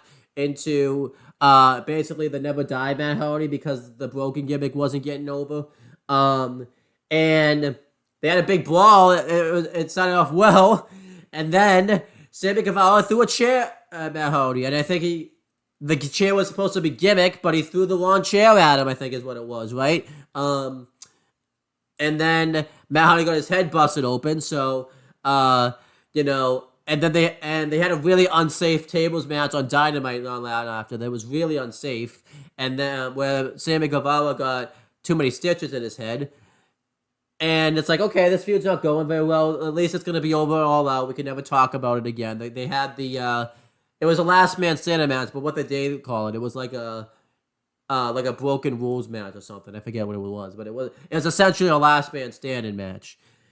And then Matt Hardy gets speared through the table, off of like a crane or whatever, and he goes through the table and he lands head first onto the table. He gets a concussion. Yeah, that was bad. And apparently, this was shit luck because it wasn't like AEW just decided to do this spot on a whim. They actually rehearsed this spot. They had stuntmen do it, and it went out for fine. But of course, when it was time for the actual spot to happen, Matt hit his head on the fucking canvas. So, they continued the match, and Matt Hardy they just went right to the finish, because the problem was they had to continue the match because Matt Hardy said that if he didn't win, he was going to leave AEW. So because they had that plot point in there, they had to have Matt Hardy still win the fucking match. We won't spend too much time talking about that because I think we'll do All Out 2020 as a retro someday, and I think I don't want to spend too much time talking about it here. So I think you think of yourself, because then Matt Hardy does a speech saying he's fine. We're like, okay, they're going to finally end the storyline. It's cursed. Let's just end it. Then they do a bit where Matt Hardy gets attacked backstage, and it's a mystery attacker storyline. You're wondering who attacked Matt Hardy. And, there was a lot of prospect they thought did it. Like, maybe it was Jericho because he started feuding with him. Maybe it was like a member of Private Party because he started, mentoring them. Maybe it's going to be someone from Matt Hardy's past. And then there's an interview that Matt Hardy does where he mentions that he's cleared now, and then we found out the mystery attacker was Sammy Guevara, which was so stupid. It was like, come on, guys. And you can't even fault AEW on this one, because clearly it was Matt Hardy and Sammy Guevara that wanted to keep the storyline because they wanted to end the storyline properly without anybody getting hurt. And the only way they could fucking do that, really, was they had to do a cinematic match, pretty much. That's the only way they could do the storyline without anybody getting hurt. I would have to say this is probably the storyline that's bad based on luck. Like, either someone kept getting injured or suspended. Like, what did you think of the storyline when it was going on at the time, type of thing? I hated it. It was fucking bizarre. Between Matt hitting his head on the concrete floor and then them fucking continuing the match for some reason. Yeah. He was given a fucking 30-second test and going, yeah, you're good to go. Yeah. You're cleared. That was fucking disgraceful. And then continuing it afterwards, like continue the fucking feud afterwards, was a fucking like, it really didn't make any sense. Yeah. We didn't need a fucking conclusion. We didn't need a goddamn fucking anything. Yeah. This clearly was like Matt Hardy and Sammy being like, we have to end this proper. Like, I don't want the last match image of it to be like me injured. And, you know, you felt bad for Matt Hardy because his AEW run was really struck with bad luck. Like, it was just... And I don't think he's ever recovered from it ever really since then. So... He really hasn't. Yeah. Yeah. So they did the deletion match. It cuts to the Hardy compound. We see Sammy Guevara riding on a golf cart to the Hardy compound, and yeah, he's in the golf cart. We found out, if you watch his YouTube channel, that apparently Proud and Powerful gave him this golf cart. They spent like a lot of money on it, and that's why he has it. And he drives over to the Hardy compound. Matt Hardy, it's really weird. He's clearly broken Matt here, but he talks like regular Matt Hardy, which is odd. And he's on the phone with someone and says that, you know, he realized that this is going to be a numbers game, so he wants them to show up if you know, I'm outnumbered. He'll give him a signal pretty much. And Sammy Guevara arrives at the Hardy compound, and Nero 1 shows up and says, tells Sammy Guevara that you done fucked up, you should have no-showed. And a hologram of broken Matt Hardy pops up and tells Sammy that he knew he would come, but he should have stayed home. And Nero 1 basically shuts down the golf cart. He kills the battery off of it pretty much. And Matt Hardy drives with a big monster truck. He runs over the golf cart. And you think Sammy Guevara, I almost messed that up, is in the golf cart. And he's not, though. He attacks him from behind. They brawl around outside. Sammy Guevara throws Matt Hardy into a tree. He hits him across the back with a stick. And eventually Matt Hardy suplexes him onto the ground. They brawl around for a little bit. The thing I didn't like about this match is that it had commentary. I didn't really get why they had commentary for this match. It should have just been a cinematic match type of thing where there was no commentary. I get why they wanted to have it, but there was really no need to have commentary for it. It was really unnecessary, I thought. I think they could have just done the deletion match, and then that was it. And then broken Matt Hardy Irish whips Sammy Guevara. There's a ring that's outside. He Irish whips him. Ribs first into the ring canvas. He puts him in the ring. He hits a twist of fate on him, and there's a table set up in the ring, and he power bombs Sammy Guevara through the table. I forgot to mention this. They fight over to this fountain that he has outside, and there's like a scepter that's in it, and Sammy's drowning Matt Hardy in the fountain, and Matt Hardy uses the scepter, and he just starts beating Sammy Guevara with the scepter, and then it gets all the stuff that I just said happen, and then when Matt Hardy goes for the pinfall after powerbombing Sammy through the table, Proud and Powerful attack broken Matt Hardy. They beat him up. They beat him up on the outside. They hit him with the chair. And Matt Hardy walkie-talkies to Private Party, and he tells them to start making their way there. And it takes them, like a good maybe 2 minutes to finally get there. They're in like another golf cart or something. And eventually, I don't know why, did they get out of the golf cart? They just had fucking walking. They're just like, okay. Like, it takes them a good few minutes for them to finally get there. Like, it was a while. And eventually, they start attacking. And it kind of breaks down into a 6-man brawl. They all attack. They all get into a brawl with each other. And eventually, broken Matt Hardy grabs fireworks. And before he can use them, Sammy Guevara attacks him. And he starts beating up, broken Matt Hardy some more. But broken Matt Hardy's able to fight him off. And they brawl over, around. And eventually, Matt Hardy shoots the fireworks towards the ring, and Private Party and Proud and Powerful are like trying to duck these fireworks and all that type of stuff. And Matt Hardy gets down like as if he's in the middle of like a war zone type of thing, like shooting off these fireworks. And Sammy Guevara is doing the same. During this brawl is going on. Broken Matt Hardy and Sammy Guevara. Broken Matt Hardy's like basically chasing Sammy Guevara with the fireworks, and he shoots Sammy Guevara with the fireworks, and like I thought he was gonna like blow up and all that type of stuff, and eventually, you know, he hits a DDT onto him, and he's about to throw Sammy Guevara into the lake of reincarnation, but who pops up? None other than a mask figure, and he's got the Hurricane tied up, and he reveals that he took him prisoner, and who's the mask figure? It's none other than Gangrel. And Gangrel talked about how he mentored Broken Matt Hardy, but he never appreciated it, and that's why you know, he's helping Sammy Guevara out.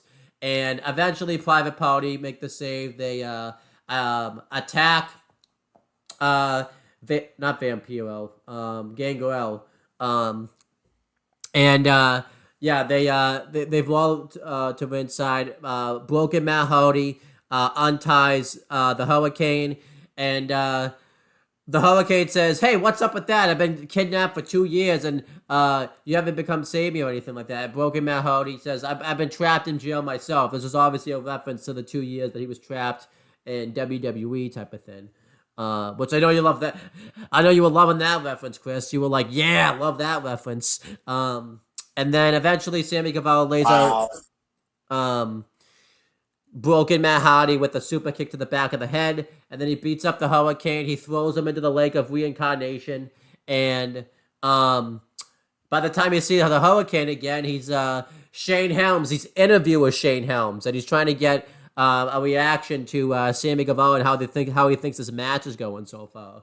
And then Sammy Guevara super kicks him again, and he throws him back into the lake of reincarnation. They brawl back to ringside, and eventually, Proud and Powerful and Gangrel are beating up Private Party 3-on-1, and the Hurricane runs in. They have a brawl, and they're all chasing.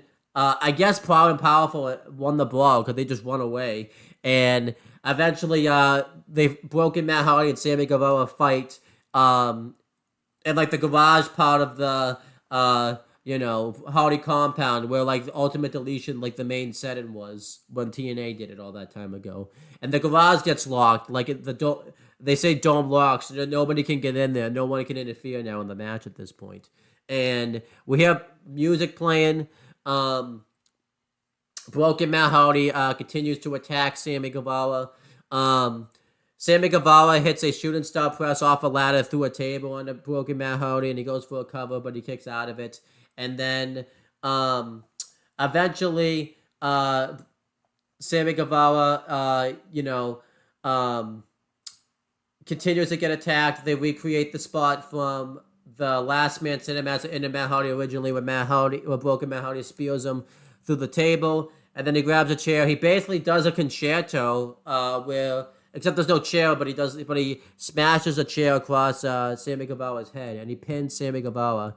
And Broken Matt Hardy wins the Elite Deletion match. This was great stuff. I liked this. I gave the match 4.5 stars. I liked how crazy it was. I think they could have gone crazier. I think my one critique of the match probably is I think they did too much action in the ring. A match like this should be goofy. And I don't think it was goofy enough. I feel like they didn't really do as much goofy things. I've seen better deletion matches, more specifically like in TNA. I feel like they could have gone crazier. But that's actually not even the end of the match, actually.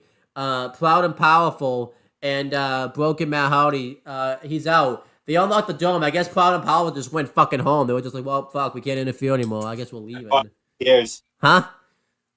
Like, fuck it, who cares? Yeah. And then they take an unconscious Sammy Guevara and they put him in the back of a pickup truck, and they have Senior Benjamin drive Sammy Guevara away. So I guess Sammy Guevara's trash now. He was gone. Yeah, great stuff. I gave this 4.5 stars. What did you think of this match overall? I thought this match was awesome. When I saw this thing live, it was like I was on the edge of my seat. I was wondering what they were going to do next, because obviously they couldn't get Jeff for this because Jeff was still in WWE. So to see Gangrel and the Hurricane, who was out of contract at the time. Yup. Not long after this, though, guess who got rehired by WWE? The Hurricane. Yes, he did. Not long after that, like days later, he was immediately rehired back as a producer. But yeah, like they did the best they could without Matt, without Jeff and whatnot. But like it was I give it like I give it 4 stars. This was great. I thought it was hilarious. Yeah. I thought for sure that when the Hurricane went into the water, he was gonna come back out as Sugar Shane Helms. That would have been awesome, yeah. Happy to come out as 3 count. I was gonna die because I think they did that in TNA. They did, yeah. Where they threw him in the Lake of Reincarnation. He came out as a 3 count Shane Helms. Yeah. It was so fun. But yeah, like I thought that this match was fantastic. I think this was the end of the feud too. It was, yeah. I really wish this has been. I mean, you can't get any further than that. He fucking killed him in the garage. Yeah. But yeah, I like this. I really wish this had been the last of the Elite Deletion matches, because I don't know if you heard, they did like the Firm Deletion match recently, and that one, it wasn't bad, but it was not deletion at all. Most of that match took place in the fucking ring. Like, it was like, what the fuck? Like, I didn't watch. You don't watch a deletion match for all of it to take place in the ring. Like, what the fuck is that? I didn't even know they did. Yeah, they did do that. So, next, Lance Archer and Jake the Snake Roberts get interviewed, and Lance Archer's got this guy. He's got him like thrown up against the wall, and Jake the Snake Roberts says that he's going to challenge the winner of the AEW World Championship match, and Lance Archer's starting to get hungry, and he said that he just can't feed him anymore. He needs fresh blood, and he said that he's going to give him fresh blood. This was really scary by Jake the Snake Roberts. Like, he would have been like fucking under the covers if you heard this promo. Like, this was very scary. What did you think? It was definitely a scary bro. I felt bad for that guy. Yeah. This is during the era where Lance Archer would just randomly beat the shit out of people behind the scenes. Yeah. He would just come out he would just go where, even in the interview, he would just be like, Jake Roberts would be talking about him, and it's like, where the hell's Lance Archer? And he has a guy like up against the wall, or he's throwing him in a trash can somewhere, or he's beating the shit out of him. I'm like, what the fuck did that guy do to you? Yeah. Like, what's going on here? Yeah. And he would come out to the ring and he just beat the shit out of like stage hands like that. Yeah. And he threw Marco Stunt like 800 feet in the air. Do you remember there's that segment where like he attacks this guy and he throws him to the fucking ceiling type of thing? Like, yeah, that's what I thought that one was for a second. Yeah. Like, he just had the guy, and they like the camera that goes around the corner and the guy's like in the fucking ceiling. What's going on here? Yeah, this is awesome. As for career retrospectives, we've done career retrospectives before on Proud and Powerful. Sammy Guevara. The only thing new we could say is that he's about to be a dad pretty soon, so that's good for him, I guess. I don't think you care about that, but that's good. So, and then good for him. We've done career retrospectives on the Hurricane. We've done career retrospectives on Gangrel. I always got confused and thinking he was Vampiro again. I guess Vampiro and Gangrel. Huh? Vampiro. I mean, they're both vampires, so that's reasonable. Yeah, but he's the vampire warrior who's fanging and banging. We've done career retrospectives on Proud and Powerful, Private Party. We've done career retrospectives on Lance Archer, and I think we did do a career retrospective on Jake the Snake, I'm pretty sure. So there you go. Yeah. We've done pretty career retrospectives on all these people. For the most part. The only maybe one, not Eddie Kingston. Yeah, and Wardlow we haven't Kingston done. and Wardlow we haven't done. Yeah. Next match was MJF with Wardlow versus Chris Jericho with Jake Hager, and if MJF wins, he joins the Inner Circle. Yeah, this feud is weird, but we'll talk about it anyway. So MJF lost a world title match. It was his first loss in AEW at All Out. And he realized that he was going to need to surround himself with a faction. and he chose obviously the Inner Circle because you know, that was like the most dominant faction in AEW at They the were time. heels at this time. Yeah, and they teased this before, where like there's that segment right after MJF turns on Cody, where like they were asking, where Chris Jericho was asking MJF if he wants to join the Inner Circle, and MJF, you know, was saying, "Do you want me to join the Inner Circle?" And they always had this, Dodging. huh? He kept dodging the question. Yeah, and there was like this back and forth where they clearly had some type of friendship for each other, but there would be times where they would insult each other behind each other's back. Like obviously that segment after All Out where Tony Schiavone interviews both of them, and then and they're both complimenting each other, and then when they walk away, they just said, "What a loser that guy is," and I like to because they actually brought it up like the next week type of thing, like if they insulted each other and all that type of stuff. It was good stuff. Yeah.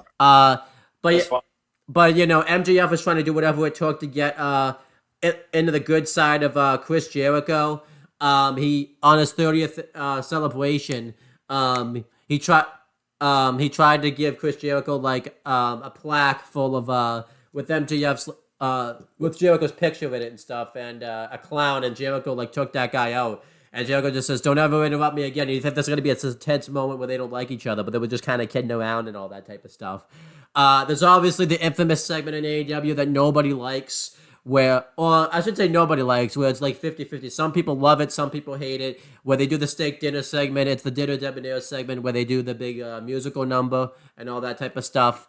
Obviously, that's a very big segment that's very, very 50-50. Either people love it or people hate it. So then they did the town hall where various people asked them what like Inner Circle would be like with MJF in it, and what could the Inner Circle do with MJF in it, type of thing. And by the way, Trivia, do you remember who asked that question? Do you remember who asked that question? Because it's actually really weird who asked that question. I forget who did it. It's Eric Bischoff that asked that question. Which is kind of fun, hilarious because he hates AEW now. So, yeah, he absolutely does. Which is funny. But and think about it this. Can you think about it like this? We've already talked about this before. Eric Bischoff is like one of the only ones that got away with showing up on AEW doing a shoot promo about WWE in AEW, and he was in the Hall of Fame in 2021, like the next year. Like, what the fuck? That's fucking crazy. Like, I guess because love it. Yeah, I guess because Eric Bischoff had done it enough in WCW where they're like, oh, whatever. Like, and him and Vince are like good friends. Like he says, him and Vince text every day and all that type of stuff. Well, not every day, but most times and all that type of stuff. So, but anyhow, continue with this feud. So MJF is just wondering with Chris Jericho, like what he has to do to become a member of the Inner Circle. And Jericho says that, he has to beat me. So he says that at Full Gear, they'll have a match, and if MJF wins, he'll join the Inner Circle. And a big part of the storyline, too, was Jericho was really the only one that wanted MJF in the Inner Circle. Sammy Guevara was against it, and I forget which one. Was it Santana that was against it, but Ortiz was fine with it, and then Jake Hager was kind of whatever about it? I'm pretty sure that's how it went. Yeah, it was split, mainly. And this is kind of like the first time that the Inner Circle really has an issue, if you think about it, because, they never had a problem before this, so this is like the first time where that happens. And it was clear what was going on here. The obvious storyline we thought was going to be that MJF was going to end up kicking out Jericho, and then maybe eventually Sammy Guevara out of the faction, and he was going to be the one that would take over the Inner Circle, but we'll get into what happens with that a little later on. And we have the match. Well, overall, what did you think of this feud going into it? Because I remember you were very mixed on this feud. Like, I think you liked it, but there was some things you didn't agree with about it. I thought this feud was really funny at the time. It was I liked that it was different than everything we were seeing in AEW, pretty much. It was different, but yeah, at the time I was just like, I don't know. I just kind of wanted them to, because it was so obvious what was happening. It was so obvious that MJF would join eventually. We just didn't know when. It was just so obvious it was going to happen. Yeah. But they took way too long to get to the point. Yeah, And that fucking Debonair musical thing was awful. I don't blame you. Yeah, for thinking that. Um, but then, yeah, we had the match, and I think too this is very clear. It was very clear that Jericho was going to be the one that was going to end up being the babyface out of this. With the way he's the babyface in this match, pretty much, even though he still acts like a heel. Yeah. So really, interesting stuff. Jericho dominates the beginning portions of this matchup. He destroys MJF, and it's very much like he's the veteran type of way, where MJF is struggling to fight underneath it type of thing. And eventually, MJF targets the arm of Jericho. He gets him into arm bars, and he hits his body slam while Jericho's arms behind him and all that type of stuff. And MJF throws him shoulder first into the post. Eventually, Jericho mounts a comeback. He hits the Bulldog, followed by the Lion Salt. He goes for the Judas effect, but MJF continuously counters it. Jericho hits a really good power bomb. He locks MJF into the walls of Jericho, but MJF is able to get to the ropes. MJF hits a code breaker while Jericho's trapped in the ropes, followed by the Salt of the Earth. Not the Salt of the Earth, but it's that like package power driver move that he likes to hit. I forget what he calls that, but then he locks Jericho into the Salt of the Earth, but Jericho reverses it into the walls of Jericho. And then MJF, the finish comes when Wardlow throws MJF. The Dynamite doesn't win, and during this, Jericho gets thrown the bat, and they both act like they're going to use it on each other. And the ref's behind, he's distracted by Wardlow. MJF tries to pull an Eddie Guerrero and tries to win that way. But Jericho's trying to deny that he used the bat, and MJF then rolls up Jericho for the win, and he joins the Inner Circle, him and MJF. MJF and Wardlow. Afterwards... MJF and himself joined. Yeah, why not, right? Afterwards, they shake hands. Jericho's impressed about what happens, and then they just kind of leave together, and that was kind of it. So it was pretty intriguing. I thought the match was very good. I give it 3 3/4 stars. I liked that it was two heels going at it type of thing. But you could definitely tell like this set the blocks for Jericho's eventual babyface run. This was kind of the test for it and all that type of stuff. And you could clearly tell they didn't want to do anything like huge in this match because they wanted to save a lot of their hits for when they actually feuded. They still did a lot of big things, but you could definitely tell they weren't going necessarily all out for this match because they wanted to save that for future matches and all that type of stuff. But this was really good stuff. What did you think of this? I thought this match was good too. MJF joining the Inner Circle that night was obvious, but at the same time, it was kind of needed. At the same time, and Jericho does eventually go babyface like a month later or so. And they had that feud with MJF, and they have that Pinnacle stable that didn't last very long. Yeah. But yeah, that set the tone. That set the tone for the Jericho face turn, which was really good, really really good. Yeah, that the match was good, and it definitely set up something huge in the future. Yeah. That turn stay is one of the biggest things that's happened in AEW for sure. But yeah, I liked it. The match was good. Yeah, this was good stuff. And then obviously, I feel like too we'll talk about it. This ends up being Jericho's like longest feud. I think he said this before that he ever had in his wrestling career actually. So I know he didn't have really long. Huh? He didn't really have like that many long feuds or at all. Yeah, so this was like the first one where it goes like roughly a year. Yeah, I feel like too this feud happened at kind of the perfect time because I feel like the reason they extended it for so long it was right when fans came back, so they wanted to have a clear-cut babyface they could cheer for and a clear-cut heel they could boo because right when the pandemic ends, this is kind of like when they really start kind of going there with this feud and all that type of stuff. So it's really good stuff. Yeah. Then it shows an ad for AEW Revolution that's gonna air. I think they said it was like I think it would have been February if I had to guess. Mar- Huh? March of 2021. Yeah. Do you remember what the main event was? Because it's a very an infamous main event, not for the right reasons on that show. Oh yeah, it was the Kenny Omega versus John Moxley match Yeah. where it ended in controversy. Yep. Then best friends get interviewed, and Orange Cassidy's talking about his victory. He really doesn't care about it. He's just not that interested. And Does not give a yeah, you can't blame him. And then Kip Sabian, Penelope Ford, and Miro come up, and Kip Sabian's upset because with what Orange Cassidy did, it caused his wife to get laid out, so he wants Orange Cassidy to apologize. And he actually does apologize. He doesn't really care, but he does like a half-hearted apology type of thing. And it's not good enough for Kip Sabian, so he said that they're going to deal with this. And Orange Cassidy just says, he just walks away. He's just like, yeah, this isn't worth our time. Fuck this. We're out of here. Like, and this pisses off Miro and Kip Sabian, the fact that they left. I thought this backstage segment was funny. I thought this was awesome. What did you think? yeah. This is it set up the future match. So yeah, Yeah. it's good. Good stuff. Poor Miro though. I It's good. feel bad for him. This was not the best way to bring Miro into AEW. No,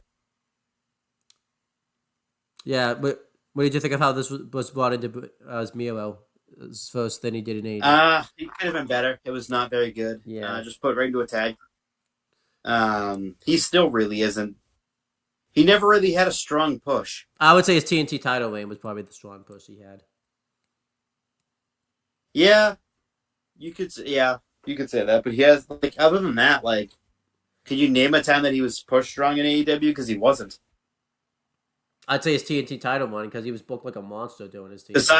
Besides that, like, he really didn't get pushed all that heavy. Yeah, They forgot about him for a long time too. Also, yeah.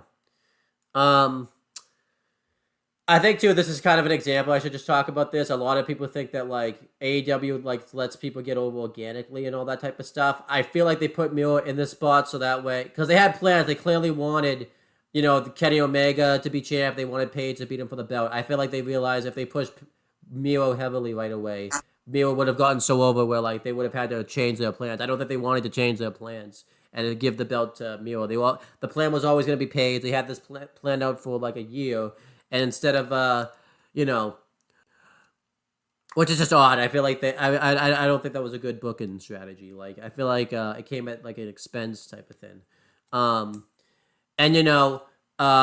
it's looking like Miro is starting to finally rebound again in AEW. He's, now that Collision's a thing, it looks like that he'll be featured really heavily there. It's looking like it's not perfect right now, but it's like a so far so good type of thing. But it's just kind of I think so much done. It's damage has been done. They should have just been pushing him a while ago type of thing. It's like it's kind of too little, too late. So anyhow, let's get to the main event of the show. And I'm not gonna say that. I'm not gonna say not this show this time because the main event wouldn't even be on AEW. So that joke doesn't even make fucking sense. You're stuck here. I'm not stuck here. You're stuck. He said main event. The last match of the show. How about that? It's the I Quit match for the AEW World Championship. It's John Moxley defending the belt against Eddie Kingston. This feud is years in the making. They obviously were best friends growing up in the industry together and all that type of stuff. But when John Moxley got signed to WWE, Eddie Kingston felt like that he forgot where he came from. He basically became a sports entertainer, and he despised John Moxley. He didn't recognize the person that he saw. I mean, who's to say? That might not even be John Moxley. John Moxley and the person that we saw in WWE have never been in the same room together, so that might have been a different person. It could have been. Could have been Dean Ambrose. Yeah, but. Originally Eddie Kingston talked about how he had to bust his ass for years and sacrifice relationships and family and stuff just so that way he could achieve his wrestling dream. And eventually Eddie Kingston finally got signed to AEW at Fight for the Fallen. And Um, he formed the family with the Butcher, the Blade, and the Lucha Bros, and ironically enough, he only gets into the spot because Lance Archer gets COVID, and they were supposed to do the world title match that night, and they had to basically pull out a main event out of their ass, and they pulled out Eddie Kingston, and this honestly is what made Eddie Kingston in AEW. He had to build up basically that match for one night, and he calls out John Moxley. He calls him a sports entertainer, and he said that he's going to destroy him. And in that AEW World Title match, Eddie Kingston passed out, but he didn't tap out, and he was upset that Bryce Remsburg passed out. But Bryce Remsburg said that he was trying to think of Eddie Kingston. So it led to the rematch. They announced that it was going to be an I Quit match this time. They have the epic face-to-face segment where they both can't put a hand on each other, and they're both trying to say things so that way they can get each other to lay each other out. And John Moxley is mentioning that he's going to apologize to Eddie Kingston's mom about what he's going to have to do to him, and mentions that he hope he doesn't hurt their relationship and all that type of stuff. And Moxley mentions that he always had to be the one to bail out Eddie Kingston anytime he got himself into trouble. So honestly, this feud wins Feud of the Year in the Wrestling Observer newsletter in 2020, and it very much deserves so. This was a very entertaining storyline for a storyline they had to put together in like a month, and it was as if they feuded for like the whole year type of thing. Like, it was absolutely tremendous. And let's get to the match itself. The match starts off. They both start brawling with each other. They do a couple quick takedowns and submissions and all that type of stuff. Eventually, Eddie Kingston hits an overhead belly to belly. Eddie grabs out a steel chair. He destroys Moxley with a chair. And eventually, Moxley grabs out a barbed wire baseball bat. He destroys Eddie Kingston with it. He hits him across the ribs, following right across the back. And Eddie Kingston throws a chair at Mox. Surprise, surprise, Chris. I mean, he wasn't doing it as often there, but John Moxley gets busted open in this match. So I bet you're surprised. No about that. way. Yeah, no, the guy never. Surprise. Yeah, the guy never gets busted open. I mean, Never bleeds ever. Oh. Yeah. Never. And John Moxley then uses a kendo stick onto Eddie Kingston. He hits a superplex off of the top rope onto a stack of steel chairs. Eddie Kingston throws him into the guardrail. They brawl to the outside. Eddie Kingston just destroys Mox at one point. He beats him up with the barbed wire, hits the spinning back fist onto him. He dumps lighter fluid onto Moxley, and he hits a back suplex, sending him into thumbtacks. And it was interesting because Eddie Kingston was the one that set it up, and he didn't go into him. So you would have thought so, but he didn't go into him. Yeah. And he keeps trying to get Moxley to quit, but he never does. Then eventually Moxley mounts a comeback. He hits Eddie Kingston with a barbed wire bat, lays him out with 2 paradigm shifts, and then he does the bulldog choke, and he wraps the barbed wire around him, and he locks Eddie Kingston into it, and Eddie Kingston's forced to say I quit, basically, because he's got to save himself. And John Moxley retains the title. This match was great. I gave it 4 3/4 stars. It was very violent, and I thought the storyline was fantastic in the match. The only critique I have is they didn't really use the stip all that much. They never asked if they quit or anything like that. It was kind of just like, okay, type of thing. But other than that, this match was great. What did you think of this? This was awesome. This match was great. I gave it 4.5 stars. It was great. It was a really great match. Great way to close out the show. And it sets up a lot of different things for TV and for the coming months. Yep. It really eventually Eddie Kingston ends up turning face and siding with Moxley. Yep. Away from that group after he saved him in the barbed wire exploding death match, that fucking fiasco. And yeah, then they just become a tag team. It is and that was his first like big face run was with Moxley. Yeah, and he's been. I know he hasn't been necessarily a babyface ever since. I think he turned heel for like a month, right before his injury. Huh?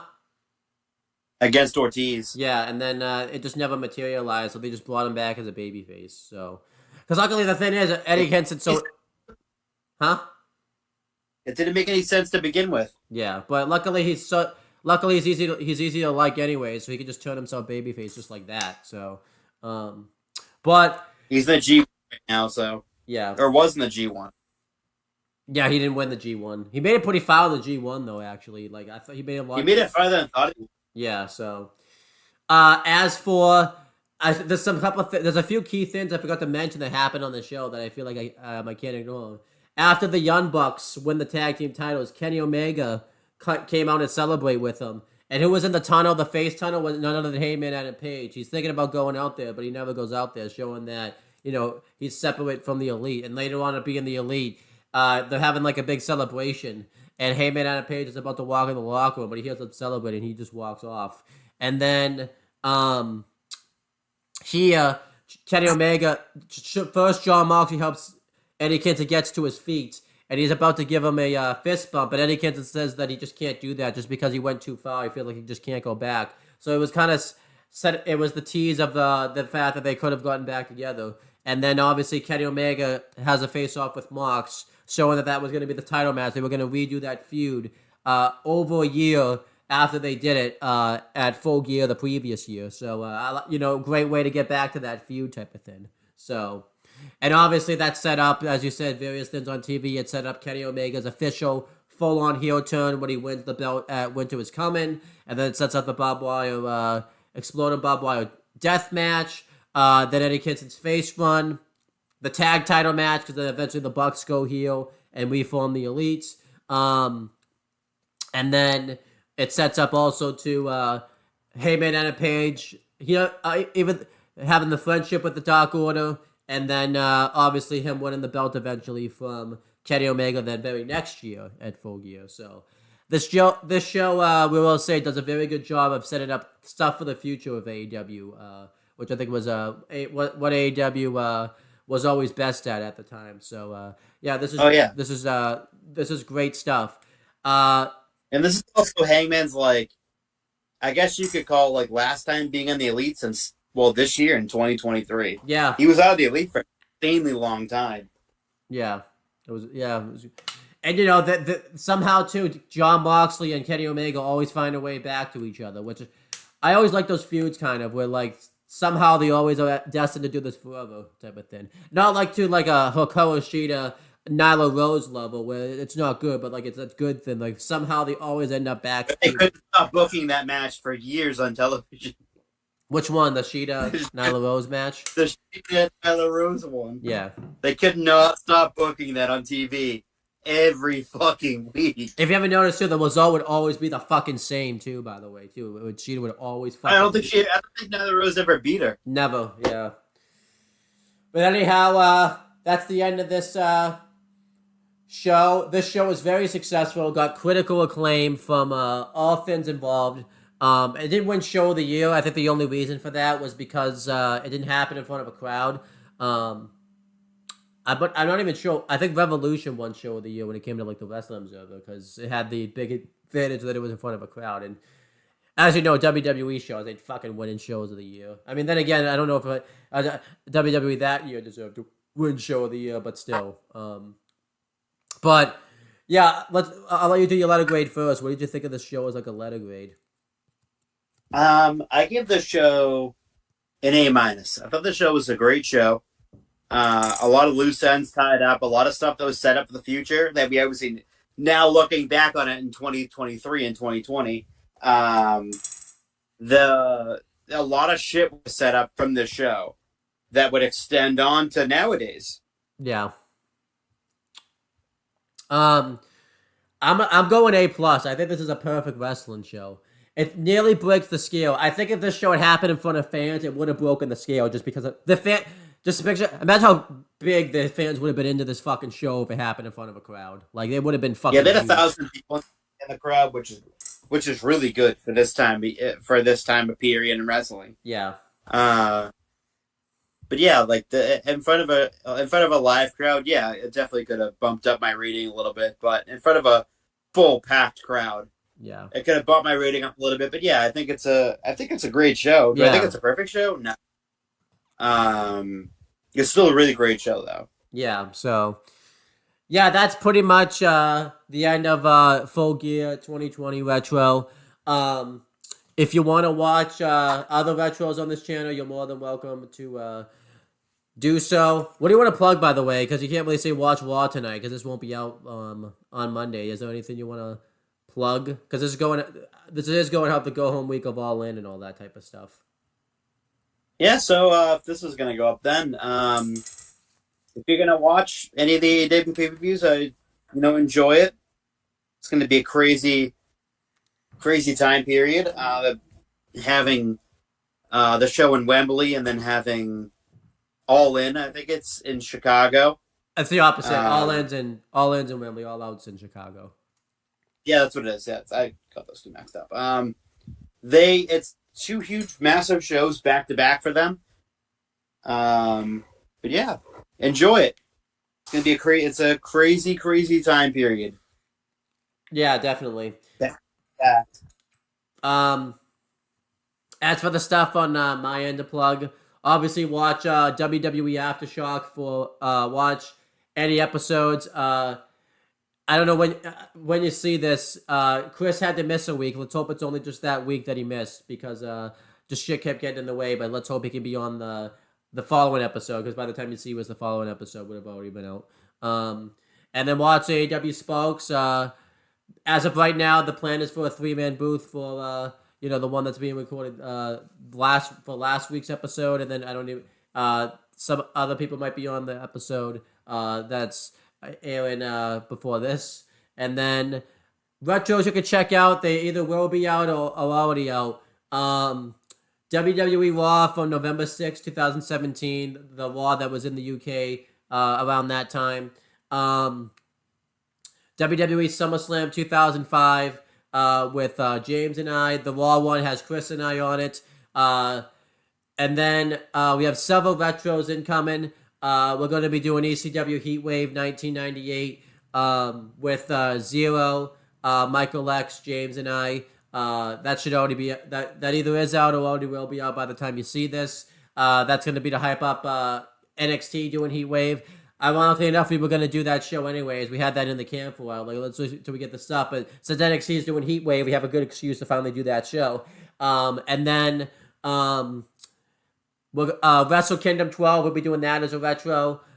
You're probably wondering, Chris, why are we doing Wrestle Kingdom 12? That does have nothing to do with AEW. Well, Wrestle Kingdom 12 is the show that basically launches All In originally. So that's why, it fits the theme as a retro, so there you go. And then All Out 2021 will be done by James and I. So that would be a fun one to do. And then I think I don't think it will be out by then, but Chris, you're more than welcome to join in this one. But James and I are planning on recording a retro for WCW Bash at the Beach 2000, so you're more than welcome to join this one if you want. That might be the worst. You talk about bad retros that we've done. That might be the worst retro you ever sit down and do with anybody. So, there you go. It is. But anyhow, that's pretty much it, guys. Thank you guys for watching. Oh, and also, on the Talkative stuff, if you got stuff to plug for that, you could check out Owen and AJ Talks. We reviewed the first 2 episodes of Avatar The Last Airbender. We reviewed the first episode of Ben 10, and we reviewed the first episode of Danny Phantom. Hopefully, most of those videos are up by the time you see this. We're going to be reviewing Red versus Blue. We're going to be going back through, talking about the Blood Gulch Chronicles all in one episode. We're going to try to see if we can get up to season 18, because the show's ending this year. This is very me, Chris. My cousin and I for like 3 years were saying like, oh, we're gonna do this video, we're gonna talk about it, and we're not gonna actually finish. Most likely, get caught up until the fucking season finale. How much? How much does it being like, yep, I can see that happening. That's totally a Nolan Finch thing. To Oh, do. yeah, fuck yeah, I could see that happen. Yeah.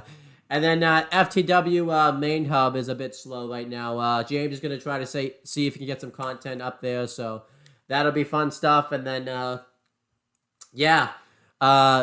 at some point next year, Chris will be on Owen and AJ Talks, and he'll be, covering Yellow Jackets with us.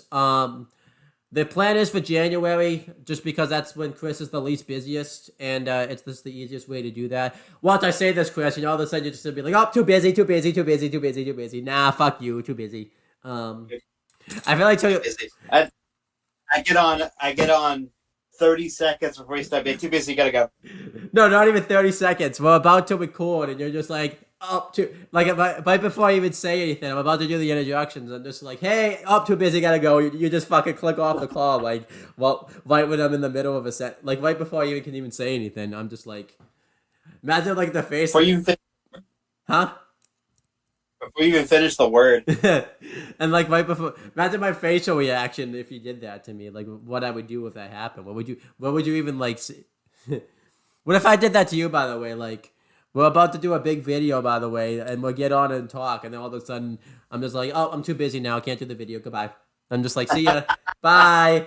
I'd leave the call. Huh? I'd leave the call. But I don't give a reason or anything like that. I'm just like, oh, too busy, bye, see ya, goodbye. Like, you're just like, would you just be so dumbfounded about it? Would you just be like, the fuck just happened? Like, what the fuck is going on? The fuck? Why couldn't you have told me this before? I bet you were thinking that. I bet you were still thinking what the fuck was going on, by the way, when I fucking, earlier in the video, when I opened up my drink to take a sip, I just never took a sip of that fucking drink. You would drink that fresh air. You were just like, what the fuck is this kid doing? I bet you were close to leaving, by the way. You were never going to, like, come back on the show again because that happened. I never came back from that. I was never the same again. Do you think we can rebound from this, or has the damage been done? The damage has been done. Wow. All right, well, that's pretty much it, guys. Thank you guys for watching. Since this is being recorded in the past, we would talk to you guys in the future. We doing all the classics, you heard it, then I grabbed it. Flow like Method Man, then run like I'm Rabbit. Soon as I hear the bass line, it be my FaceTime. Music's in my veins, so just in case I'm without my iPod or a media player, I'll check my...